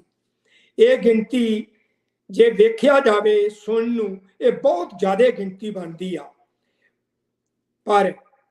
ਇਹ ਗਿਣਤੀ ਇਹ ਤੋਂ ਘੱਟ ਹੋਵੇ ਜਾਂ ਵੱਧ ਹੋਵੇ ਇਹ ਕੋਈ ਐਡੀ ਗੱਲ ਮੈਨੇ ਨਹੀਂ ਰੱਖਦੀ। ਉਹਦੀ ਵਜ੍ਹਾ ਇਹ ਆ ਕਿ ਇਹਨਾਂ ਦਾ ਜਿਹੜਾ ਟਾਕਰਾ ਵਾ ਉਹ ਇਹਨਾਂ ਦੇ ਕੋਲ ਰਵਾਇਤੀ ਹਥਿਆਰ ਹੋਣੇ ਤੇ ਦੂਜੇ ਪਾਸੇ ਅੰਗਰੇਜ਼ ਹਾਕਮਸ਼ਾਹੀ ਦੇ ਕੋਲ ਉਸ ਸਮੇਂ ਦੇ ਜਿਹੜੇ ਹਥਿਆਰ ਨੇ, ਮਕੈਨੀਕਲ ਟੈਕਨੀਕਲ ਜਿਹੜੇ ਹਥਿਆਰ ਨੇ ਔਰ ਤੋਪਾਂ ਵੀ ਨੇ, ਉਹਨਾਂ ਦਾ ਇਹਨਾਂ ਦੇ ਨਾਲ ਰਵਾਇਤੀ ਹਥਿਆਰਾਂ ਦੇ ਨਾਲ ਮੁਕਾਬਲਾ ਕਰਨਾ ਇਹ ਇੱਕ ਬੜੀ ਇੱਕ ਬੇਜੋੜ, ਮੈਂ ਕਹਾਂਗਾ ਇੱਕ ਬੜੀ ਅਸਾਮੀ ਅਨਬੈਲੈਂਸਡ ਜਿਹੜੀ ਆ ਉਹ ਇਹ ਲੜਾਈ ਸੀ। ਇਸ ਲੜਾਈ ਦੇ ਵਿੱਚ ਜੇ ਮੈਂ ਇਹ ਕਹਾਂ ਕਿ ਰਾਏ ਅਹਿਮਦ ਖਾਨ ਖਰਲ ਹੋਰਾਂ ਨੂੰ ਜਿਹੜੇ ਵੱਖ-ਵੱਖ ਕਬੀਲੇ ਸੀਗੇ ਉਹਨਾਂ ਦਾ ਜਿਹੜਾ ਵਾ ਉਹ ਇਹ ਸਾਥ ਜਿਹੜਾ ਉਹ ਜ਼ਰੂਰ ਮਿਲਿਆ। ਤੇ ਮੈਂ ਇਹ ਵੀ ਦੱਸਣਾ ਚਾਹਾਂਗਾ ਕਿ ਕਿਹੜੇ ਉਹ ਖਾਸ ਕਿਰਦਾਰ ਸੀ ਜਿਨ੍ਹਾਂ ਨੇ ਇਸ ਮੂਵਮੈਂਟ ਦੇ ਵਿੱਚ, ਇਸ ਬਗਾਵਤ ਦੇ ਵਿੱਚ ਅੰਗਰੇਜ਼ ਦੇ ਉਲਟ ਰਾਏ ਅਹਿਮਦ ਖਾਨ ਖਰਲ ਦੇ ਨਾਲ ਮੋਢਾ ਜੋੜ ਕੇ ਤੇ ਇਹ ਜੰਗ ਲੜੀ। ਉਹਦੇ ਵਿੱਚ ਸਭ ਤੋਂ ਵੱਡਾ ਮੋਹਰੇ ਨਾਮ ਦਾ ਮੁਰਾਦ ਫਤਿਆਨਾ, ਉਸ ਤੋਂ ਬਾਅਦ ਚ ਸਾਰੰਗ। ਮੈਂ ਇਹ ਦੱਸਦਾ ਜਾਵਾਂ ਕਿ ਇਹ ਮੁਰਾਦ ਫਤਿਆਨਾ ਹੀ ਸੀ ਜਿਹਨੇ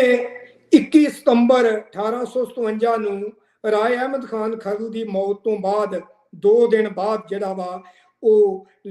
ਲਾਰਡ ਬਰਕਲੇ ਦਾ ਜਿਹੜਾ ਉਹਨੂੰ ਮਾਰ ਕੇ ਤੇ ਇਹ ਬਦਲਾ ਲਿਆ ਸੀ। ਦੂਸਰਾ ਸਾਰੰਗ ਸੀ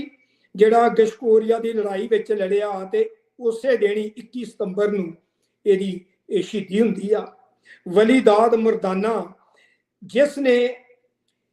15 ਦਿਨ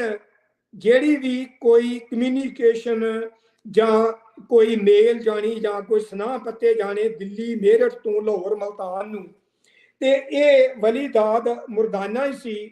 ਜਿਨੇ ਲਗਾਤਾਰ 15 ਦਿਨ ਉਧਰੋਂ ਉਧਰੀ ਜਿਹੜਾ ਸੀ ਅੰਗਰੇਜ਼ ਦਾ ਉਹਨਾਂ ਦੀ ਕਮਿਊਨੀਕੇਸ਼ਨ ਜਿਹੜੀ ਮੇਨ ਹੈਡਕੁਆਟਰ ਦਿੱਲੀ ਤੋਂ ਜਾਂ ਮੇਰਠ ਤੋਂ ਹੁੰਦੀ ਸੀ ਉਹਨੂੰ ਡਿਸਕਨੈਕਟ ਕੀਤਾ ਸੀ। ਇਹਦੇ ਬਾਰੇ ਕਾਰਲ ਮਾਰਕਸ ਜਿਹੜਾ ਵਾ ਉਹ ਨਿਊਯਾਰਕ ਟਾਈਮਸ ਦੇ ਵਿੱਚ ਵੀ ਲੇਖ ਲਿਖ ਕੇ ਤੇ ਇਹਦਾ ਜਿਹੜਾ ਹਵਾਲਾ ਉਹ ਦੇ ਚੁੱਕੇ ਨੇ। ਅੱਗੇ ਆਉਂਦਾ ਵਾ ਮੋਖਾ ਵਹਿਣੀਵਾਲ। ਮੋਖਾ ਵਹਿਣੀਵਾਲ ਵੀ ਇੱਕ ਬੜਾ ਤਗੜਾ ਕੈਰੈਕਟਰ ਰਿਹਾ ਵਾ, ਖਾਸ ਕਰਕੇ ਗੁਰੀਲਾ ਟੈਕਟਿਕਸ ਲੜਾਈ ਦੇ ਤੌਰ ਤੇ। ਇਹਦੇ ਬਾਰੇ ਕਈ ਬੜੀਆਂ ਅਜੀਬ ਕਹਾਣੀਆਂ ਵੀ ਨੇ ਕਿ ਇਹਨੂੰ ਕਾਲੇ ਪਾਣੀ ਦੀ ਸਜ਼ਾ ਹੁੰਦੀ ਆ, ਲੇਕਿਨ ਉੱਥੋਂ ਬਚ ਕੇ ਆ ਜਾਂਦਾ। ਤੇ ਫਿਰ 18 ਮਰਬੇ ਜਿਹੜੇ ਆ ਜ਼ਮੀਨ ਦੇ ਇਹ ਕਿਵੇਂ ਬਣਦੇ ਨੇ, ਇਹ ਇੱਕ ਬੜੀ ਮੈਂ ਕੁਇਕ ਦੱਸਦਾ ਜਾਵਾਂ ਕਿ ਇਹਦੀ ਕਹਾਣੀ ਇੰਨੀ ਐਡੀ ਇੰਟਰਸਟਿੰਗ ਸੀਗੀ ਕਿ ਜਿਹੜੇ ਗੋਰੇ ਸੀਗੇ ਇੰਚਾਰਜ, ਉਹ ਦੋਨਾਂ ਜੀਆਂ ਨੇ ਮੋਖੇ ਵਹਿਣੀਵਾਲ ਤੋਂ ਇਹਦੀ ਕਹਾਣੀ ਸੁਣੀ ਕਿ ਤੂੰ ਸ਼ਿਪ ਤੋਂ ਬਚ ਕੇ ਜਹਾਜ਼ ਦੇ ਵਿੱਚੋਂ ਸਮੁੰਦਰੀ ਚੋਂ ਬਚ ਕੇ ਬਾਹਰ ਕਿਵੇਂ ਆਇਆ। ਤੇ ਇਹਨੇ ਹਰ ਵਾਰੀ ਥੋੜਾ ਜਿਹਾ ਉਹਨੂੰ ਵੱਖਰਾ ਰੰਗ ਦੇਣਾ ਤੇ ਹਰ ਵਾਰੀ ਉਹਨਾਂ ਨੇ ਖੁਸ਼ ਹੋ ਕੇ ਤੇ ਇੱਕ ਮਰਬਾ ਜ਼ਮੀਨ ਜਿਹੜੀ ਇਹਨੂੰ ਦੇ ਦੇਣੀ। ਤੇ ਇਸ ਤਰ੍ਹਾਂ ਇਹਨੇ ਕੁਝ 18 ਵਾਰੀ ਉਹਨਾਂ ਨੂੰ ਇਹ ਕਹਾਣੀ ਸੁਣਾਈ ਤੇ 18 ਮਰਬੇ ਇਹਦੇ ਇੰਜ ਬਣੇ ਜਿਵੇਂ ਇਹ ਪੜਨ ਵਿੱਚ ਆਉਂਦਾ ਵਾ। ਇਸ ਤੋਂ ਅੱਗੇ ਮਾਮਦ ਤੇ ਨੱਥੂ ਕਾਠੀਆ ਤੇ ਸੋਝਾ ਬਦਰੂ, ਫਿਰ ਹਜ਼ਰਤ ਬਾਬਾ ਨਗਾਈ ਸ਼ਾਹ, ਅਮਾਨਤ ਅਲੀ ਚਿਸ਼ਤੀ ਤੇ ਜੱਲਾ ਤਰਹਾਣਾ। ਜੱਲਾ ਤਰਹਾਣਾ ਬਿਲਕੁਲ ਜਿਵੇਂ ਮੁਰਾਦ ਫਤਿਆਣਾ ਲੜਦਾ ਵਾ ਜਦੋਂ ਬਰਕਲੇ ਨੂੰ ਮਾਰਦੇ ਆ, ਤੇ ਜੱਲਾ ਤਰਹਾਣਾ ਹੀ ਸੀ ਜਿਹੜਾ ਅਸਲ 'ਚ ਗੜ ਫਤਿਹ ਸ਼ਾਹ ਦਾ ਵਾਸੀ ਸੀ, ਜਿਸ ਨੇ ਬਰਕਲੇ ਦਾ ਜਿਹੜਾ ਇਹ ਸਿਰ ਆ ਉਹਦੇ ਧੜ ਨਾਲੋਂ ਵੱਖ ਕੀਤਾ ਸੀ। ਤੇ ਸੋ ਇਹ ਜੱਲਾ ਤਰਹਾਣਾ ਸੀ। ਹੁਣ ਕੁਝ ਐਸੇ ਲੋਕ ਜਿਹੜੇ ਅੰਗਰੇਜ਼ ਪੱਖੀ ਤੇ ਅਹਿਮਦ ਖਰਲ ਹੋਰਾਂ ਦੀ ਮੂਵਮੈਂਟ ਦੇ ਉਲਟ ਚੱਲੇ, ਉਹਨਾਂ ਵਿੱਚ ਸਭ ਤੋਂ ਪਹਿਲਾ ਨਾਂ ਆਉਂਦਾ ਸਰਫਰਾਜ਼ ਖਾਨ ਖਰਲ ਦਾ, ਜਿਨੇ ਕੋਈ ਵੀ ਜਿਹੜੀ ਅਹਿਮਦ ਖਰਲ ਹੋਰਾਂ ਦੀ ਕੋਈ ਗੱਲਬਾਤ ਹੁੰਦੀ ਸੀ, ਕੋਈ ਗੁਪਤ ਮੀਟਿੰਗ ਹੁੰਦੀ ਸੀ, ਕੋਈ ਉਹਨਾਂ ਦੀਆਂ ਜਿਹੜੀਆਂ ਐਕਟੀਵਿਟੀ ਆ ਉਸ ਸਮੇਂ ਉਹ ਚੱਲ ਰਹੀਆਂ ਹੁੰਦੀਆਂ ਸੀ, ਉਹਦੀ ਖਬਰ ਅੰਗਰੇਜ਼ਾਂ ਤੱਕ ਇਹ ਪਹੁੰਚਾਉਂਦਾ ਸੀ। ਔਰ ਇਹੀ ਵੱਡਾ ਕਾਰਨ ਸੀ ਕਿ ਜਿਹੜੀ 16 ਸਤੰਬਰ 1857 ਨੂੰ ਅਹਿਮਦ ਖਰਲ ਦੀ ਆਮ ਵੱਖ-ਵੱਖ ਜਿਹੜੇ ਕਬੀਲੇ ਸੀ ਉਹਨਾਂ ਦੇ ਜਿਹੜੇ ਮੁਹਤਬਰ ਸੀ ਉਹਨਾਂ ਨਾਲ ਜਿਹੜੀ ਮੁਲਾਕਾਤ ਹੁੰਦੀ ਆ, ਔਰ ਉਹ ਉਸ ਮੁਲਾਕਾਤ ਵਿੱਚ ਖੁਦ ਵੀ ਹਾਜ਼ਰ ਸੀ। ਔਰ ਬਾਅਦ ਵਿੱਚ ਇਹਨੇ ਪੂਰੀ ਜਿਹੜੀ ਇਨਫੋਰਮੇਸ਼ਨ ਉਹ ਅੰਗਰੇਜ਼ਾਂ ਤੱਕ ਪਹੁੰਚਾਈ, ਜਿਹਦੀ ਵਜ੍ਹਾ ਕਰਕੇ ਅੰਗਰੇਜ਼ਾਂ ਨੇ ਬਹੁਤ ਵੱਡੀ ਗਿਣਤੀ ਵਿੱਚ ਆਪਣੀ ਫੌਜ ਵੱਖ-ਵੱਖ ਇਲਾਕਿਆਂ ਤੋਂ, ਲਾਹੌਰ ਤੋਂ ਫਿਰ ਗੁਰਦਾਸਪੁਰ ਤੱਕ ਤੋਂ ਇਹਨਾਂ ਨੇ ਆਪਣੀ ਫੌਜ ਦੇ ਯੂਨਿਟ ਜਿਹੜੇ ਆ ਬੁਲਾ ਕੇ ਤੇ ਗਸ਼ਕੋਰੀਆ ਤੇ ਗੁਗੇਰਾ ਤੇ ਇਸ ਇਲਾਕੇ ਦੇ ਵਿੱਚ ਤਾਇਨਾਤ ਕੀਤੇ, ਤੇ ਜਿੱਥੇ ਬਹੁਤ ਵੱਡੀ ਜਿਹੜੀ ਲੜਾਈ ਆ, ਆਖਰੀ ਲੜਾਈ ਜਿਹੜੀ ਆ ਉਹ ਰਾਏ ਅਹਿਮਦ ਖਰਲ ਦੇ ਨਾਲ ਹੁੰਦੀ ਆ। ਦੂਸਰਾ ਨਾਮ ਜਿਹੜਾ ਅੰਗਰੇਜ਼ ਪੱਖੀ ਸੀ ਉਹ ਸਾਦਕ ਮੁਹੰਮਦ ਖਾਨ ਸੀ। ਫਿਰ ਸੀ ਜੀਵੇ ਖਾਨ ਜਿਹੜਾ ਪਿੰਡ ਅਕਬਰ ਦਾ ਲੰਬੜਦਾਰ ਸੀ। ਇਸ ਤੋਂ ਅੱਗੇ ਗੁਲਾਮ ਅਲੀ ਚਿਸ਼ਤੀ, ਫਿਰ ਧਾਵਾ ਸਿੰਘ, ਖੇਮ ਸਿੰਘ ਬੇਦੀ, ਮਾਸ਼ੀ ਸਿੰਘ ਅਰੋੜਾ, ਸਪੂਰਨ ਸਿੰਘ ਬੇਦੀ। ਇਸ ਤਰੀਕੇ ਨਾਲ ਇਹ ਕੁਝ ਲਿਸਟ ਤੇ ਬਹੁਤ ਲੰਬੀ ਆ ਜਿੱਥੇ ਇਹਨਾਂ ਨੇ ਅੰਗਰੇਜ਼ਾਂ ਦੇ ਨਾਲ ਇਹ ਬਾਗੀਆਂ ਦੇ ਉਲਟ ਜਿਹੜਾ ਉਹ ਕੰਮ ਕੀਤਾ, ਤੇ ਦੂਜੇ ਪਾਸੇ ਜੋ ਪਹਿਲੀ ਲਿਸਟ ਆ ਉਹਨਾਂ ਨੇ ਰਾਏ ਅਹਿਮਦ ਖਾਨ ਖਰਲ ਦੇ ਨਾਲ ਅੰਗਰੇਜ਼ ਦੇ ਉਲਟ ਜਿਹੜੀ ਆ ਉਹ ਲੜਾਈ ਕੀਤੀ ਆ। ਮੈਂ ਇੱਕ ਗੱਲ ਹੋਰ ਦੱਸਦਾ ਜਾਵਾਂ ਜਿਹੜੀ ਬਹੁਤ ਘੱਟ ਇਹ ਸ਼ਾਇਦ ਇਹ ਲੋਕਾਂ ਨੂੰ ਪਤਾ ਹੋਵੇਗਾ। ਡਾਕਟਰ ਗੁਰਮੇਲ ਸਿੰਘ ਸਿੱਧੂ ਹੋਰਾਂ ਨੇ ਇੱਕ ਆਪਣੀ ਕਿਤਾਬ ਜਿਹੜੀ ਆ ਇਹ ਜਿਹਦੇ ਵਿੱਚ ਉਹ ਗਦਰ ਲਹਿਰ ਦੇ ਉੱਤੇ ਬਹੁਤ ਡਿਟੇਲ ਦੇ ਵਿੱਚ ਲਿਖਦੇ ਆ। ਉਹਨਾਂ ਦੇ ਮੁਤਾਬਕ 11 ਮਈ 1857 ਨੂੰ ਪੰਜਾਬ ਦੇ ਵਿੱਚ ਇੱਕ ਸੰਸਥਾ ਬਣੀ ਸੀ ਜਿਹਦਾ ਨਾਮ ਸੀ ਯੁੱਧ ਪਰਿਸ਼ਦ ਸੰਸਥਾ, ਔਰ ਇਸ ਪਰਿਸ਼ਦ ਦੇ ਜਿਹੜੇ ਇੱਕ ਨਾਮਵਰ ਜਿਹੜੇ ਇੱਕ ਮੈਂਬਰ ਸਨ ਉਹ ਨਾਮ ਸੀ ਉਹਨਾਂ ਦਾ ਅਜੀਮ ਉਲਾ ਖਾਨ। ਅਜੀਮ ਉਲਾ ਖਾਨ ਜਿਹੜੇ ਨੇ ਉਹ ਇੱਕ ਆਪਣੇ ਜਿਹੜਾ ਉਹਨਾਂ ਦੀ ਆਜ਼ਾਦੀ ਦਾ ਇੱਕ ਜਿਹੜਾ ਝੰਡਾ ਸਲਾਮੀ ਜਾਂ ਤਰਾਨਾ ਕਹਿ ਲਓ ਉਹਦੇ ਵਿੱਚ ਕੁਝ ਇੰਜ ਲਿਖਦੇ ਆ। ਕੀ ਲਿਖਦੇ ਨੇ? ਅਸੀਂ ਹਾਂ ਇਸ ਦੇ ਮਾਲਕ, ਹਿੰਦੁਸਤਾਨ ਹਮਾਰਾ, ਪਾਕ ਵਤਨ ਹੈ ਕੌਮ ਦਾ, जन्नत तो भी प्यारा, हिंदू मुस्लिम सिख हमारा भाई भाई प्यारा, ये है आज़ादी का झंडा इसनू सलाम हमारा। ये अजीम उल्ला खान जिहड़े ने ये 11 मई 1857 ਨੂੰ ਲਿਖਦੇ ਆ। सो ਆਪਾਂ ਸਾਨੂੰ ਇਹ ਵੇਖਣਾ ਪਏਗਾ ਕਿ ਇਹਨਾਂ ਬਾਗੀਆਂ ਦੀ ਦੂਰ ਦ੍ਰਿਸ਼ਟੀ ਉਹ ਇੱਥੋਂ ਤੱਕ ਵੀ ਸੀ ਕਿ ਕਿੰਜ ਇਹ ਜਿਹੜਾ ਬਹਾਵਲਪੁਰ ਦੀ ਰਿਆਸਤ ਦਾ ਇਹ ਜਿਹੜਾ ਕਰਤਾ ਧਰਤਾ ਸੀ ਉਹਨੂੰ अंग्रेजी ਦੇ ਵਿੱਚ ਇੱਕ ਬੜਾ ਲੰਮਾ ਇਹ ਚਿੱਠੀ ਪੱਤਰ ਜਿਹੜਾ ਮੈਂ ਆਪਣੀ ਕਿਤਾਬ ਦੇ ਵਿੱਚ ਵੀ ਕੋਟ ਕੀਤਾ ਹੋਇਆ ਉਹ ਲਿਖਦੇ ਆ ਕਿ ਇਹ ਜ਼ਿੰਦਗੀ ਜਿਹੜੀ ਆ ਇਹ ਜ਼ਿੰਦਗੀ ਇਹ ਚੰਦ ਦਿਨਾਂ ਦੀ ਹੁੰਦੀ ਆ ਤੇ ਅੱਜ ਤੇਰੇ ਭਾਈ ਅੱਜ ਪੰਜਾਬੀ ਲੋਕ ਜਿਹੜੇ ਆ ਉਹ ਅੰਗਰੇਜ਼ ਹਾਕਮਸ਼ਾਹੀ ਦੇ ਉਲਟ ਲੜ ਰਹੇ ਆ ਤੇ ਤੂੰ ਸਾਡਾ ਸਾਥ ਦੇ। ਅਸੀਂ ਆਪਣੇ ਸਾਰੇ ਜਿਹੜੇ ਸਾਡੇ ਫਾਈਟਰ ਨੇ ਅਸੀਂ ਉਹ ਤੇਰੇ ਹਵਾਲੇ ਕਰਾਂਗੇ ਤੇ ਤੂੰ ਜਿਵੇਂ ਮਰਜ਼ੀ ਕਰ ਤੇ ਸਾਡਾ ਸਾਥ ਦੇ ਤਾਂ ਕਿ ਅਸੀਂ ਇਹ ਜਿਹੜੇ ਬਾਹਰਲੇ ਅੰਗਰੇਜ਼ ਧਾੜਵੀ ਨੇ ਅਸੀਂ ਇਹਨਾਂ ਨੂੰ ਕੱਢ ਸਕੀਏ। ਲੇਕਿਨ ਉਹਦਾ ਜਵਾਬ ਜਿਹੜਾ ਸੀ ਉਹ ਫਿਰ ਕੀ ਸੀ? ਲਾਲਚ ਵਸ ਆਪਣੀ ਹੋਂਦ ਨੂੰ ਕਾਇਮ ਰੱਖਣ ਵਾਸਤੇ ਉਹਨੇ ਆਪਣੇ ਭਰਾਵਾਂ ਦਾ ਸਾਥ ਨਹੀਂ ਦਿੱਤਾ, ਲੇਕਿਨ ਅੰਗਰੇਜ਼ ਹਾਕਮਸ਼ਾਹੀ ਦਾ ਸਾਥ ਉਹ ਜ਼ਰੂਰ ਦਿੱਤਾ ਸੀ। ਜਿਹੜੀ 26 ਜੁਲਾਈ 1857 ਦੀ ਗੱਲ ਕਰਕੇ ਹਟੇ ਆ, ਇੱਕ ਸੇਮ ਘਟਨਾ ਜਿਹੜੀ ਆ ਇਸੇ 26 ਜੁਲਾਈ ਨੂੰ ਤੇ ਸਨ 1953 ਨੂੰ ਜਿਹੜੀ ਆ ਉਹ ਕਿਊਬਾ ਦੇ ਵਿੱਚ ਵੀ ਵਾਪਰਦੀ ਆ, ਜਦੋਂ ਉਸ ਸਮੇਂ ਦੇ ਫਰੀडम फाइटर ਫੀਡਲ ਕੈਸਟਰੋ ਆਪਣੇ ਭਰਾ ਰਾਹੁਲ ਕੈਸਟਰੋ ਨਾਲ ਇੱਕ ਆਰਮੀ ਬੈਰਕ ਦੇ ਉੱਤੇ ਹਮਲਾ ਕਰਦੇ ਨੇ ਤੇ ਤਾਂ ਕਿ ਉਹ ਕਿਊਬਾ ਦੇ ਸਿਸਟਮ ਨੂੰ ਜਿਹੜਾ ਕਿ ਅਮਰੀਕਾ ਪੱਖੀ ਸੀ, ਬਾਉਟਿਸਟਾ ਡਿਕਟੇਟਰ ਸੀ ਉੱਥੋਂ ਦਾ, ਉਹਨੂੰ ਓਵਰਥਰੋ ਕਰ ਸਕਣ। ਲੇਕਿਨ ਉਹ ਕੁਝ ਕਾਰਨਾਂ ਕਰਕੇ ਮੂਵਮੈਂਟ ਜਿਹੜੀ ਉਹ ਵਕਤੀ ਤੌਰ ਤੇ ਫੇਲ ਹੋ ਗਈ ਸੀ ਔਰ ਰਾਹੁਲ ਕੈਸਟਰੋ ਔਰ ਫੀਡਲ ਕੈਸਟਰੋ ਨੂੰ ਜਿਹੜੀ ਆ ਉਹ ਫਿਰ ਸਜ਼ਾ ਹੋਈ। ਉਹ ਵੀ ਇੱਕ ਲੰਮਾ ਇੱਕ ਵੱਖਰਾ ਚੈਪਟਰ ਆ ਕਿ ਉਹਨਾਂ ਨੂੰ ਸਜ਼ਾ ਹੁੰਦੀ ਆ, ਫਿਰ 3 ਸਾਲ ਬਾਅਦ ਉਹਨਾਂ ਨੂੰ ਰਿਹਾ ਕੀਤਾ ਜਾਂਦਾ ਤੇ ਉਹ ਫਿਰ ਕਿੰਜ ਚੀ ਗਵੇਰਾ ਨੂੰ ਮਿਲਦੇ ਆ ਤੇ ਫਿਰ ਉਹ 1959 ਦੇ ਵਿੱਚ 1 ਜਨਵਰੀ ਨੂੰ ਉਹ ਕਿਊਬਾ ਨੂੰ ਜਿਹੜਾ ਉਹ ਇੱਕ ਕਮਿਊਨਿਸਟ ਹਕੂਮਤ ਦੇ ਅਖਤਿਆਰ ਦੇ ਵਿੱਚ ਲਿਆਉਂਦੇ ਨੇ ਤੇ ਅਮਰੀਕਾ ਨੂੰ ਉੱਥੋਂ ਜਿਹੜੀ ਆ ਉਹ ਹਾਰ ਹੁੰਦੀ ਆ। ਹੁਣ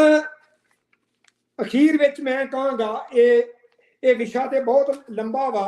ਲੇਕਿਨ ਮੈਂ ਇਹਨੂੰ ਸ਼ਾਰਟਕਟ ਕਰ ਰਿਹਾ ਵੀ ਸ਼ਾਇਦ ਕੋਈ ਸਵਾਲ ਹੋਣ ਤੇ ਆਪਾਂ ਉੱਥੇ ਟਾਈਮ ਥੋੜਾ ਜ਼ਿਆਦਾ ਜਿਹੜਾ ਉਹ ਲਾ ਸਕਦੇ ਹਾਂ। ਹੁਣ ਇਹਦੀ ਇਸ ਬਗਾਵਤ ਜਿਹੜੀ ਬੇਸਿਕਲੀ 1 ਮਈ ਤੋਂ ਲੈ ਕੇ ਤੇ ਸਤੰਬਰ ਤੱਕ ਜਿਹੜੀ ਚੱਲਦੀ ਆ ਔਰ ਇਹਦੇ ਐਡੀ ਜਲਦੀ ਜਿਹੜੇ ਆ ਦੱਬੇ ਜਾਣ ਦੇ ਜਾਂ ਫੇਲ ਹੋਣ ਦੇ ਕਾਰਨ ਕੀ ਨੇ? ਉਹਦੇ ਵਿੱਚ ਸਭ ਤੋਂ ਵੱਡਾ ਕਾਰਨ ਮੈਂ ਇਹ ਸਮਝਦਾ ਵਾਂ ਕਿ ਅੰਗਰੇਜ਼ਾਂ ਵੱਲੋਂ ਲੋਕਾਂ ਦੀ ਖਰੀਦੋ ਫਰੋਖਤ ਕਰਨੀ, ਜਿਵੇਂ ਉਹ ਦੁਨੀਆ ਦੇ ਹਰ ਖਿੱਤੇ ਵਿੱਚ ਜਿੱਥੇ ਵੀ ਉਹਨਾਂ ਨੇ ਆਪਣਾ ਰਾਜ ਕਾਇਮ ਕੀਤਾ, ਆਪਣਾ ਐਮਪਾਇਰ ਜਿਹੜਾ ਉਹ ਬਣਾਇਆ, ਵੱਡੇ ਵੱਡੇ ਲੋਕਾਂ ਨੂੰ ਲਾਲਚ ਦੇਣੇ ਤੇ ਉਹਨਾਂ ਲੋਕਾਂ ਤੋਂ ਜਿਹੜੇ ਨਾਭਰ ਨੇ ਜਿਹੜੇ ਬਾਗੀ ਆ ਉਹਨਾਂ ਦੇ ਉਲਟ ਮੁਖਬਰੀਆਂ ਕਰਾਉਣੀਆਂ ਤੇ ਉਹਨਾਂ ਦੀ ਫੜੋ ਫੜਾਈ ਦਾ ਦੌਰ ਜਿਹੜਾ ਉਹਦੇ ਵਿੱਚ ਜਿਹੜੇ ਤਤਕਾਲੀ ਜਿਹੜੇ ਹਾਕਮ ਸੀ ਉਹਨਾਂ ਦੀ ਮਦਦ ਕਰਨੀ ਸਭ ਤੋਂ ਵੱਡਾ ਇੱਕ ਇਹ ਕਾਰਨ ਸੀ। ਦੂਸਰਾ ਕਾਰਨ ਸੀਗਾ, ਜਿਵੇਂ ਥੋੜਾ ਪਹਿਲਾਂ ਵੀ ਮੈਂ ਦੱਸ ਚੁੱਕਾ ਵਾਂ, ਕਿ ਇੱਕ ਰਵਾਇਤੀ ਹਥਿਆਰਾਂ ਦੇ ਨਾਲ ਤੁਸੀਂ ਉਸ ਸਮੇਂ ਦੀ ਜਿਹੜੀ ਮੋਸਟ ਐਡਵਾਂਸਡ ਜਿਹੜੀ ਆਰਮੀ ਟੈਕਨੀਕ ਜਿਹੜੀ ਆ ਅੰਗਰੇਜ਼ ਜਿਹੜੇ ਆ ਉਹ ਹਰ ਮੁਲਕ ਦੇ ਵਿੱਚ ਉਹ ਟੈਸਟ ਕਰ ਚੁੱਕੇ ਸੀ ਔਰ ਵਰਤ ਚੁੱਕੇ ਸੀ ਤੇ ਉਹਦੀ ਬਦੌਲਤ ਹੀ ਉਹ ਜਿਹੜੇ ਉਹ ਪੰਜਾਬ ਦੇ ਵਿੱਚ इस बगावत नूं खत्म करना चाहुंदे सी ते आम बागियां दा अपने रवायती हथियारां दे नाल इहो जी हाकमशाही दे उल्ट मुकाबला करना ये बड़ा औखा सी। ते एक मैं होर कारण लभ्या वा खोज दे उपरंत कि असीं लोग पंजाब दे विच जिवें ये कह दीदा वा भई इत्थे घर घर विच ही सरदार ने, वो चाहे किसी भी जात बरादरी दे नाल होण, वो घर घर विच जदों सरदारी हुंदी आ और उन्हां नूं एक मंच ते एक झंडे हेठ इकट्ठियां करके ते किसी वड्डी ताकत दे नाल लड़ाउणा, ये बड़ा एक औखा काम आ। ਇਹਦੇ ਵਿੱਚ मैं ਇਹਦੇ ਵਿੱਚ कोई अपने पंजाबियां नूं छोटा करके नहीं दिखा रहा। असल ਵਿੱਚ पंजाब ਦਾ कुछ इतिहास ही ऐसा रहा वा कि मजबूरी वस पंजाबियां नूं ऐसी जिहड़ी पिरत आ, ऐसी जिहड़ी एक रवायत आ, वो कह लो एक कुदरती इन्हां दे खून दे विच वो डिवेलप हुई ते ये फिर इन्हां नूं घर घर जिहड़ी आ वो सरदारी कायम करनी पई। और ਉਹਦੀ वजह मैं ये समझना कि जिन्ने भी ਜਿਹੜੇ ਮੁੱਖ ਕਬੀਲੇ ਸੀਗੇ ਉਸ ਸਮੇਂ ਪੰਜਾਬ ਦੇ ਵਿੱਚ ਉਹਨਾਂ ਦੀ ਆਪਸ ਵਿੱਚ ਮਰਦਾਨਾ, ਫਤਿਆਣਾ, ਸਤਿਆਣਾ, ਖਰਲ, ਇਹ ਰਾਜਪੂਤ, ਇਹ ਜਿੰਨੇ ਵੀ ਕਬੀਲੇ ਸੀਗੇ ਇਹਨਾਂ ਦਾ ਆਪਸ ਵਿੱਚ ਤਨੋ ਮਨੋ ਧਨੋ ਇੱਕ ਮਨ ਹੋ ਕੇ ਟਕਾ ਨਾਲ ਦੁਸ਼ਮਣ ਨਾਲ ਟਾਕਰਾ ਕਰਨਾ। मैं कहना ये राय अहमद खान होरां नूं सलूट है इस गल दा कि उन्होंने बड़े थोड़े समय विच राजपूत खरलां नूं ते सियालां नूं भी इकट्ठियां करता। बड़ी अजीब गल आ कि एक पासे खरलां दा मिर्जा ते एक पासे सियालां दी धी साहिबां, जिन्हां दा कह लो सिर वड्ड ਜਿਹੜਾ वैर, लेकिन वारे जाइए अहमद खरल होरां दे कि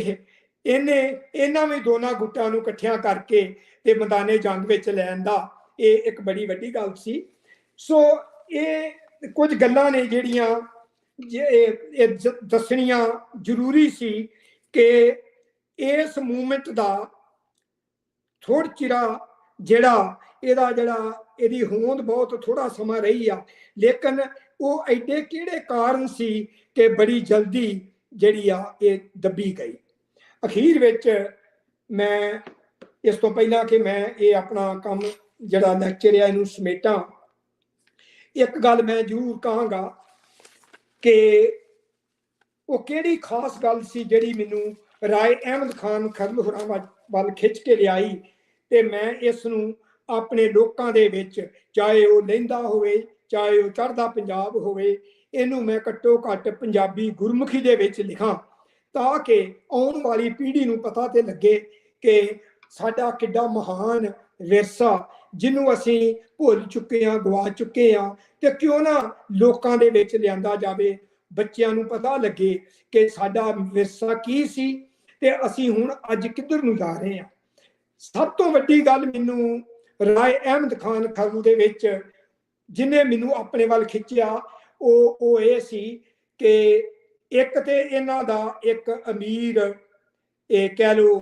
जगीरदारी सिस्टम दे नाल कह लो इन्हां दा जिहड़ा जमीन दा रकबा खुला डुला, पशु, घोड़े, ऊंट, ये सारियां चीज़ां ये दसदियां सी कि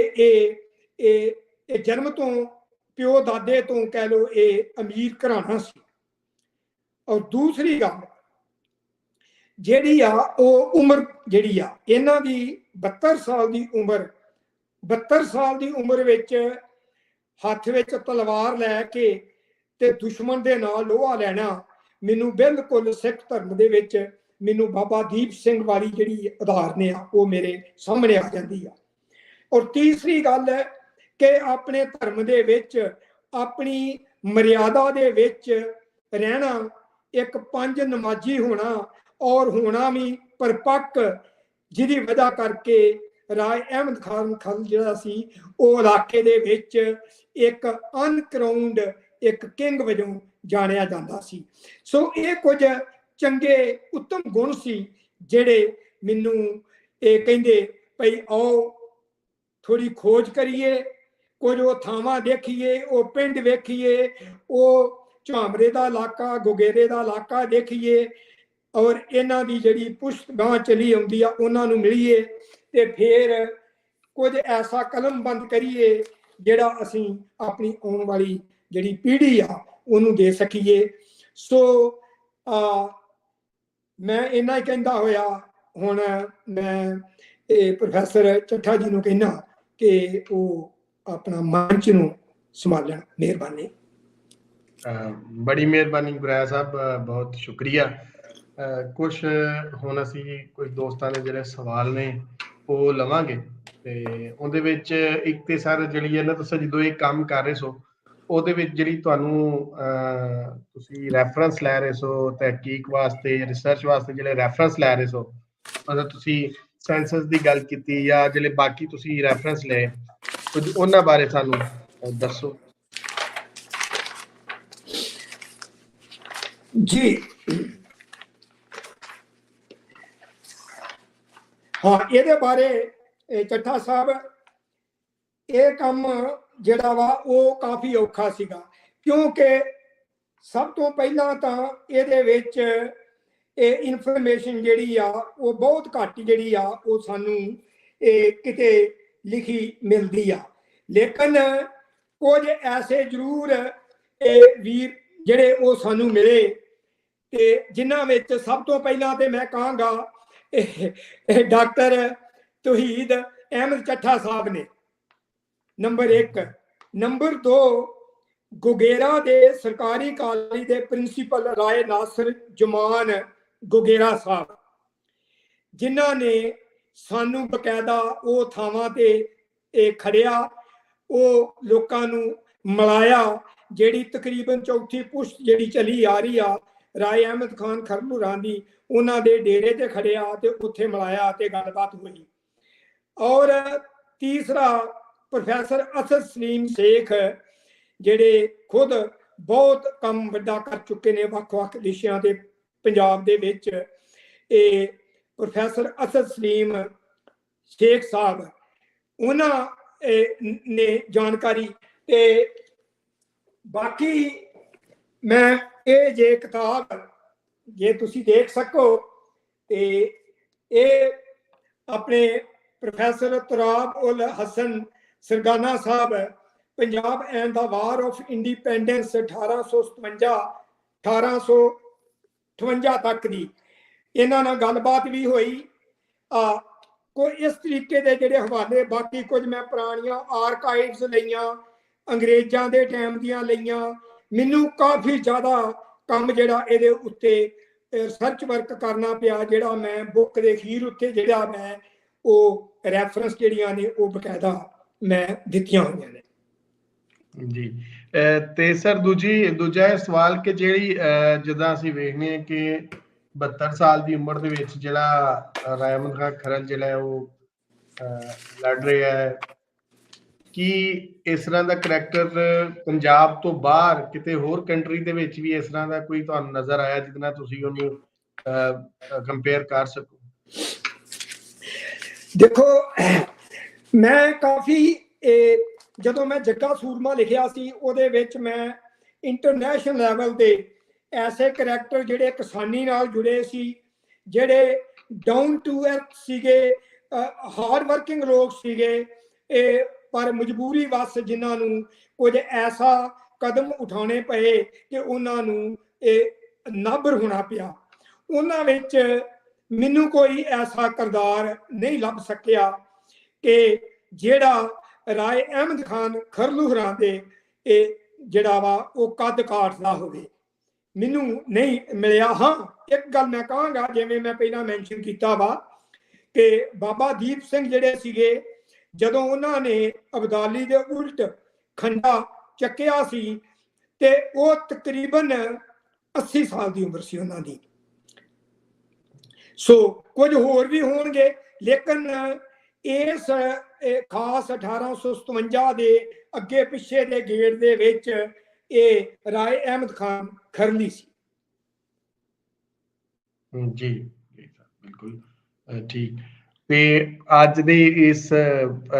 ਬੈਠਕ ਦੇ ਵਿੱਚ ਇੱਕ ਸਵਾਲ ਜਿਹੜਾ ਚੱਲ ਰਿਹਾ, ਵੱਖੋ ਵੱਖ ਥਲੇ ਡਿਸਕਸ਼ਨਸ ਹੋ ਰਹੀਆਂ ਨੇ, ਉਹ ਤੁਸੀਂ ਜਦੋਂ ਵੇਖੋਗੇ ਤੇ ਉਹ ਤੁਹਾਨੂੰ ਨਜ਼ਰ ਆ ਜਾਣਗੀਆਂ। ਕੁਝ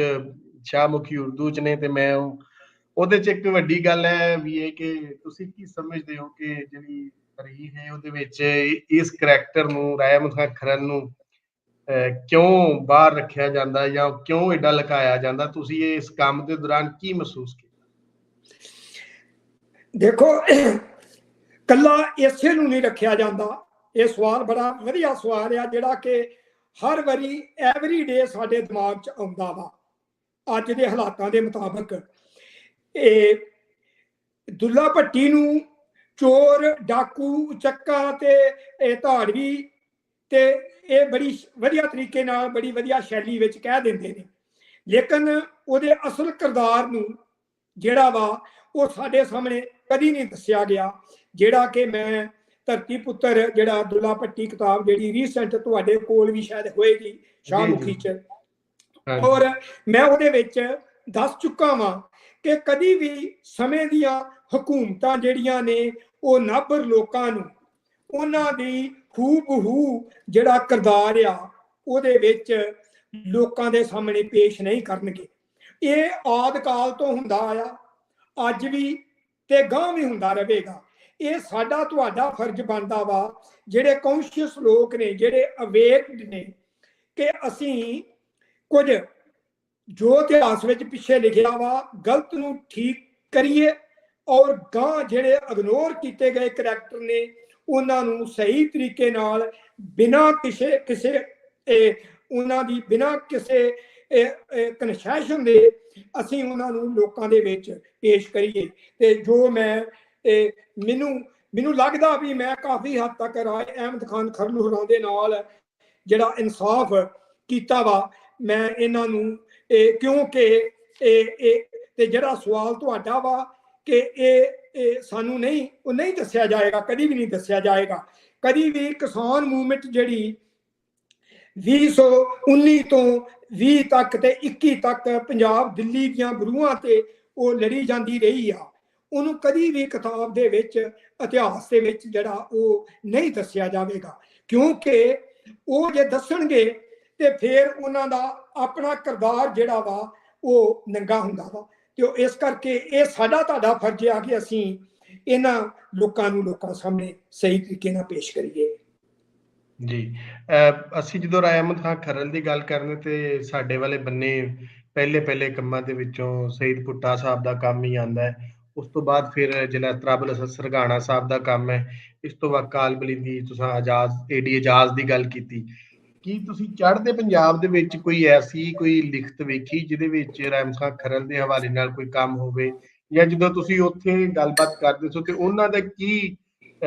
ਤਾਸਰਾਤ ਸਨ, ਉਹਨਾਂ ਦੇ ਕੀ ਉਹਨਾਂ ਦੇ ਉੱਤੇ ਉਹ ਕਿੱਦਾਂ ਇਹਨੂੰ ਲੈਂਦੇ ਸਨ ਇਸ ਗੱਲ? ਨਹੀਂ,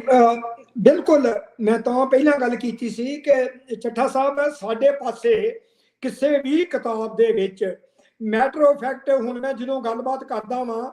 ਔਰ ਗੁਰਦਾਸਪੁਰ ਦੀ ਪੰਜਾਬੀ ਸਾਹਿਤ ਸਭਾ ਵੱਲੋਂ ਰਾਏ ਅਹਿਮਦ ਖਾਨ ਖਰਲ ਹੋਰਾਂ ਦੀ ਜਿਹੜੀ ਪੰਜਾਬੀ ਦੀ ਮੇਰੀ ਇਹ ਕਿਤਾਬ ਆ ਉਹ ਰਿਲੀਜ਼ ਕਰਨ ਜਾ ਰਹੇ ਆ। ਇਹ ਜਦੋਂ ਮੈਂ ਉਹਨਾਂ ਨਾਲ ਇਹ ਗੱਲ ਕੀਤੀ ਤੇ ਉਹ ਕਈ ਵਿਚਾਰੇ ਪੁੱਛਦੇ ਵੀ ਇਹ ਕੌਣ ਸੀ।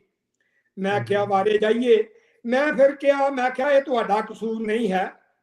ਕਿਉਂਕਿ ਜਦੋਂ ਲਿਖਾਰੀਆਂ ਨੇ, ਇਤਿਹਾਸਕਾਰਾਂ ਨੇ ਕੋਈ ਚੀਜ਼ ਐਸੀ ਲਿਖੀ ਨਹੀਂ ਤੇ ਸਰਕਾਰਾਂ ਤੇ ਲਿਖਣੋਂ ਰਹੀਆਂ ਤੇ ਉਹ ਲੋਕਾਂ ਨੂੰ ਕਿਵੇਂ ਪਤਾ ਲੱਗੇ। ਇਸ ਕਰਕੇ ਚੰਗੀ ਗੱਲ ਆ ਕਿ ਹੁਣ ਉਹ ਮੇਰੀ ਕਿਤਾਬ ਉੱਥੇ ਉਹ ਰਿਲੀਜ਼ ਕਰ ਰਹੇ ਆ, ਔਰ ਮੈਂ ਕਾਫੀ ਜ਼ਿਆਦਾ ਗਿਣਤੀ ਵਿੱਚ ਇਹ ਕਿਤਾਬਾਂ ਛਪਵਾ ਰਿਹਾ ਵਾਂ ਪੰਜਾਬੀ ਦੇ ਵਿੱਚ, ਜਿਹੜੀਆਂ ਹਰ ਕਾਲਜ, ਯੂਨੀਵਰਸਿਟੀ ਦੂਰ ਤੱਕ ਜਿਹੜੀਆਂ ਨੇ ਉਹ ਅਸੀਂ ਪਹੁੰਚਾਵਾਂਗੇ। ਲੇਕਿਨ ਤੁਹਾਡੇ ਨੈਟ ਸ਼ੈਲ ਜਿਹੜਾ ਜਵਾਬ ਆ ਸਵਾਲ ਦਾ ਕਿ ਕਿਤੇ ਵੀ ਇਹ ਰਾਏ ਅਹਿਮਦ ਖਾਨ ਖਰਲ ਦਾ ਜਿਹੜਾ ਹਵਾਲਾ ਉਹ ਨਹੀਂ ਮਿਲਦਾ। ਜੀ, ਬਿਲਕੁਲ ਅਸੀਂ ਵੀ ਇਹਦੇ ਤੇ ਪਿਛਲਾ ਵੀ ਜਿਹੜਾ ਸਾਡਾ ਪ੍ਰੋਗਰਾਮ ਹੋਇਆ ਸੀ ਤਰਾਬੁਲ ਹਸਨ ਸਰਗਾਣਾ ਸਾਹਿਬ ਨੇ ਜਿਹਦੀ ਤੁਸੀਂ ਕਿਤਾਬ ਵਿਖਾਈ ਉਹਨਾਂ ਨੇ ਵੀ ਕੀਤਾ ਸੀ ਤੇ ਦੋਸਤਾਂ ਦੇ ਹੀ ਅਸਰਾਤ ਆਉਂਦੇ ਸਨ ਪਏ ਕਿ ਸਾਨੂੰ ਇਹਦਾ ਨਹੀਂ ਪਤਾ ਤੇ ਤੁਸੀਂ ਇਹ ਜਿਹੜਾ ਕੰਮ ਕੀਤਾ ਕਿ ਆਰ ਪਾਰ ਦੋਵਾਂ ਪਾਸੇ ਇਹ ਗੱਲਬਾਤ ਪਹੁੰਚੇਗੀ ਤੇ ਇਹ ਬੜਾ ਵੱਡਾ ਕੰਮ ਹੈ ਔਰ ਅਸੀਂ ਆਪਣੇ ਕਲੱਬ ਵੱਲੋਂ ਤੁਹਾਡੇ ਬੜੇ ਮਸ਼ਕੂਰ ਹਾਂ ਕਿ ਤੁਸੀਂ ਇਹ ਕੰਮ ਬਹੁਤ ਵੱਡਾ ਕੰਮ ਜਿਹੜਾ ਕੀਤਾ ਨਾ ਸਿਰਫ ਰਹਿਮਤ ਖਾਨ ਖਰਲ ਦਾ ਕੀਤਾ ਬਲਕਿ ਦੁੱਲਾ ਭੱਟੀ ਦਾ ਜੱਗੇ ਦਾ ਔਰ ਜਿਹੜੀ ਤੁਹਾਡੀਆਂ ਬਾਕੀ ਪੰਜਾਬ ਟੂ ਪੰਜਾਬ ਕਿਤਾਬ ਹੈ ਉਹਦੇ ਨਾਲ ਤੁਸੀਂ ਸਾਰੇ ਪੰਜਾਬ ਨੂੰ ਜਿਸ ਤਰ੍ਹਾਂ ਵਿਖਾਇਆ ਤੇ ਇਹ ਬਹੁਤ ਵਧੀਆ ਕੰਮ ਸਨ ਜਿਹੜੇ ਅਸੀਂ ਸਮਝਦੇ ਹਾਂ ਕਿ ਇੱਕ ਇੰਡੀਪੈਂਡੈਂਟ ਰਿਸਰਚਰ ਹੋਣ ਦੇ ਨਾਤੇ ਤੁਸੀਂ ਕੀਤੇ ਤੇ ਸਾਡੇ ਵੱਲੋਂ ਜਨਾਬ ਦਾ ਬਹੁਤ ਬਹੁਤ ਸ਼ੁਕਰੀਆ ਔਰ ਅੱਜ ਦੇ ਇਸ ਪ੍ਰੋਗਰਾਮ ਵਾਸਤੇ ਵੀ ਅਸੀਂ ਤੁਹਾਡੇ ਬਹੁਤ ਮਸ਼ਕੂਰ ਆ ਕਿ ਤੁਸੀਂ ਅੱਜ ਆਏ ਔਰ ਟਾਈਮ ਕੱਢਿਆ ਸਾਡੇ ਬਹੁਤ ਸਾਰੇ ਇੱਥੇ ਸਟੂਡੈਂਟ PhD MPhil ਔਰ ਮਾਸਟਰ ਔਰ BS ਤੇ ਵੇਖ ਰਹੇ ਨੇ ਤੇ ਉਹਨਾਂ ਨੂੰ ਵੀ ਬਹੁਤ ਸਾਰੇ ਟਾਪਿਕ ਆਪਣੀ ਰਿਸਰਚ ਵਾਸਤੇ ਤੁਹਾਡੀ ਗੱਲਬਾਤ ਚ ਮਿਲੇ ਹੋਣਗੇ ਬਾਕੀ ਕੁਝ ਉਹਨਾਂ ਸਵਾਲ ਜਾਂ ਗੱਲਬਾਤ ਜੋ ਕੀਤੀ ਹੈ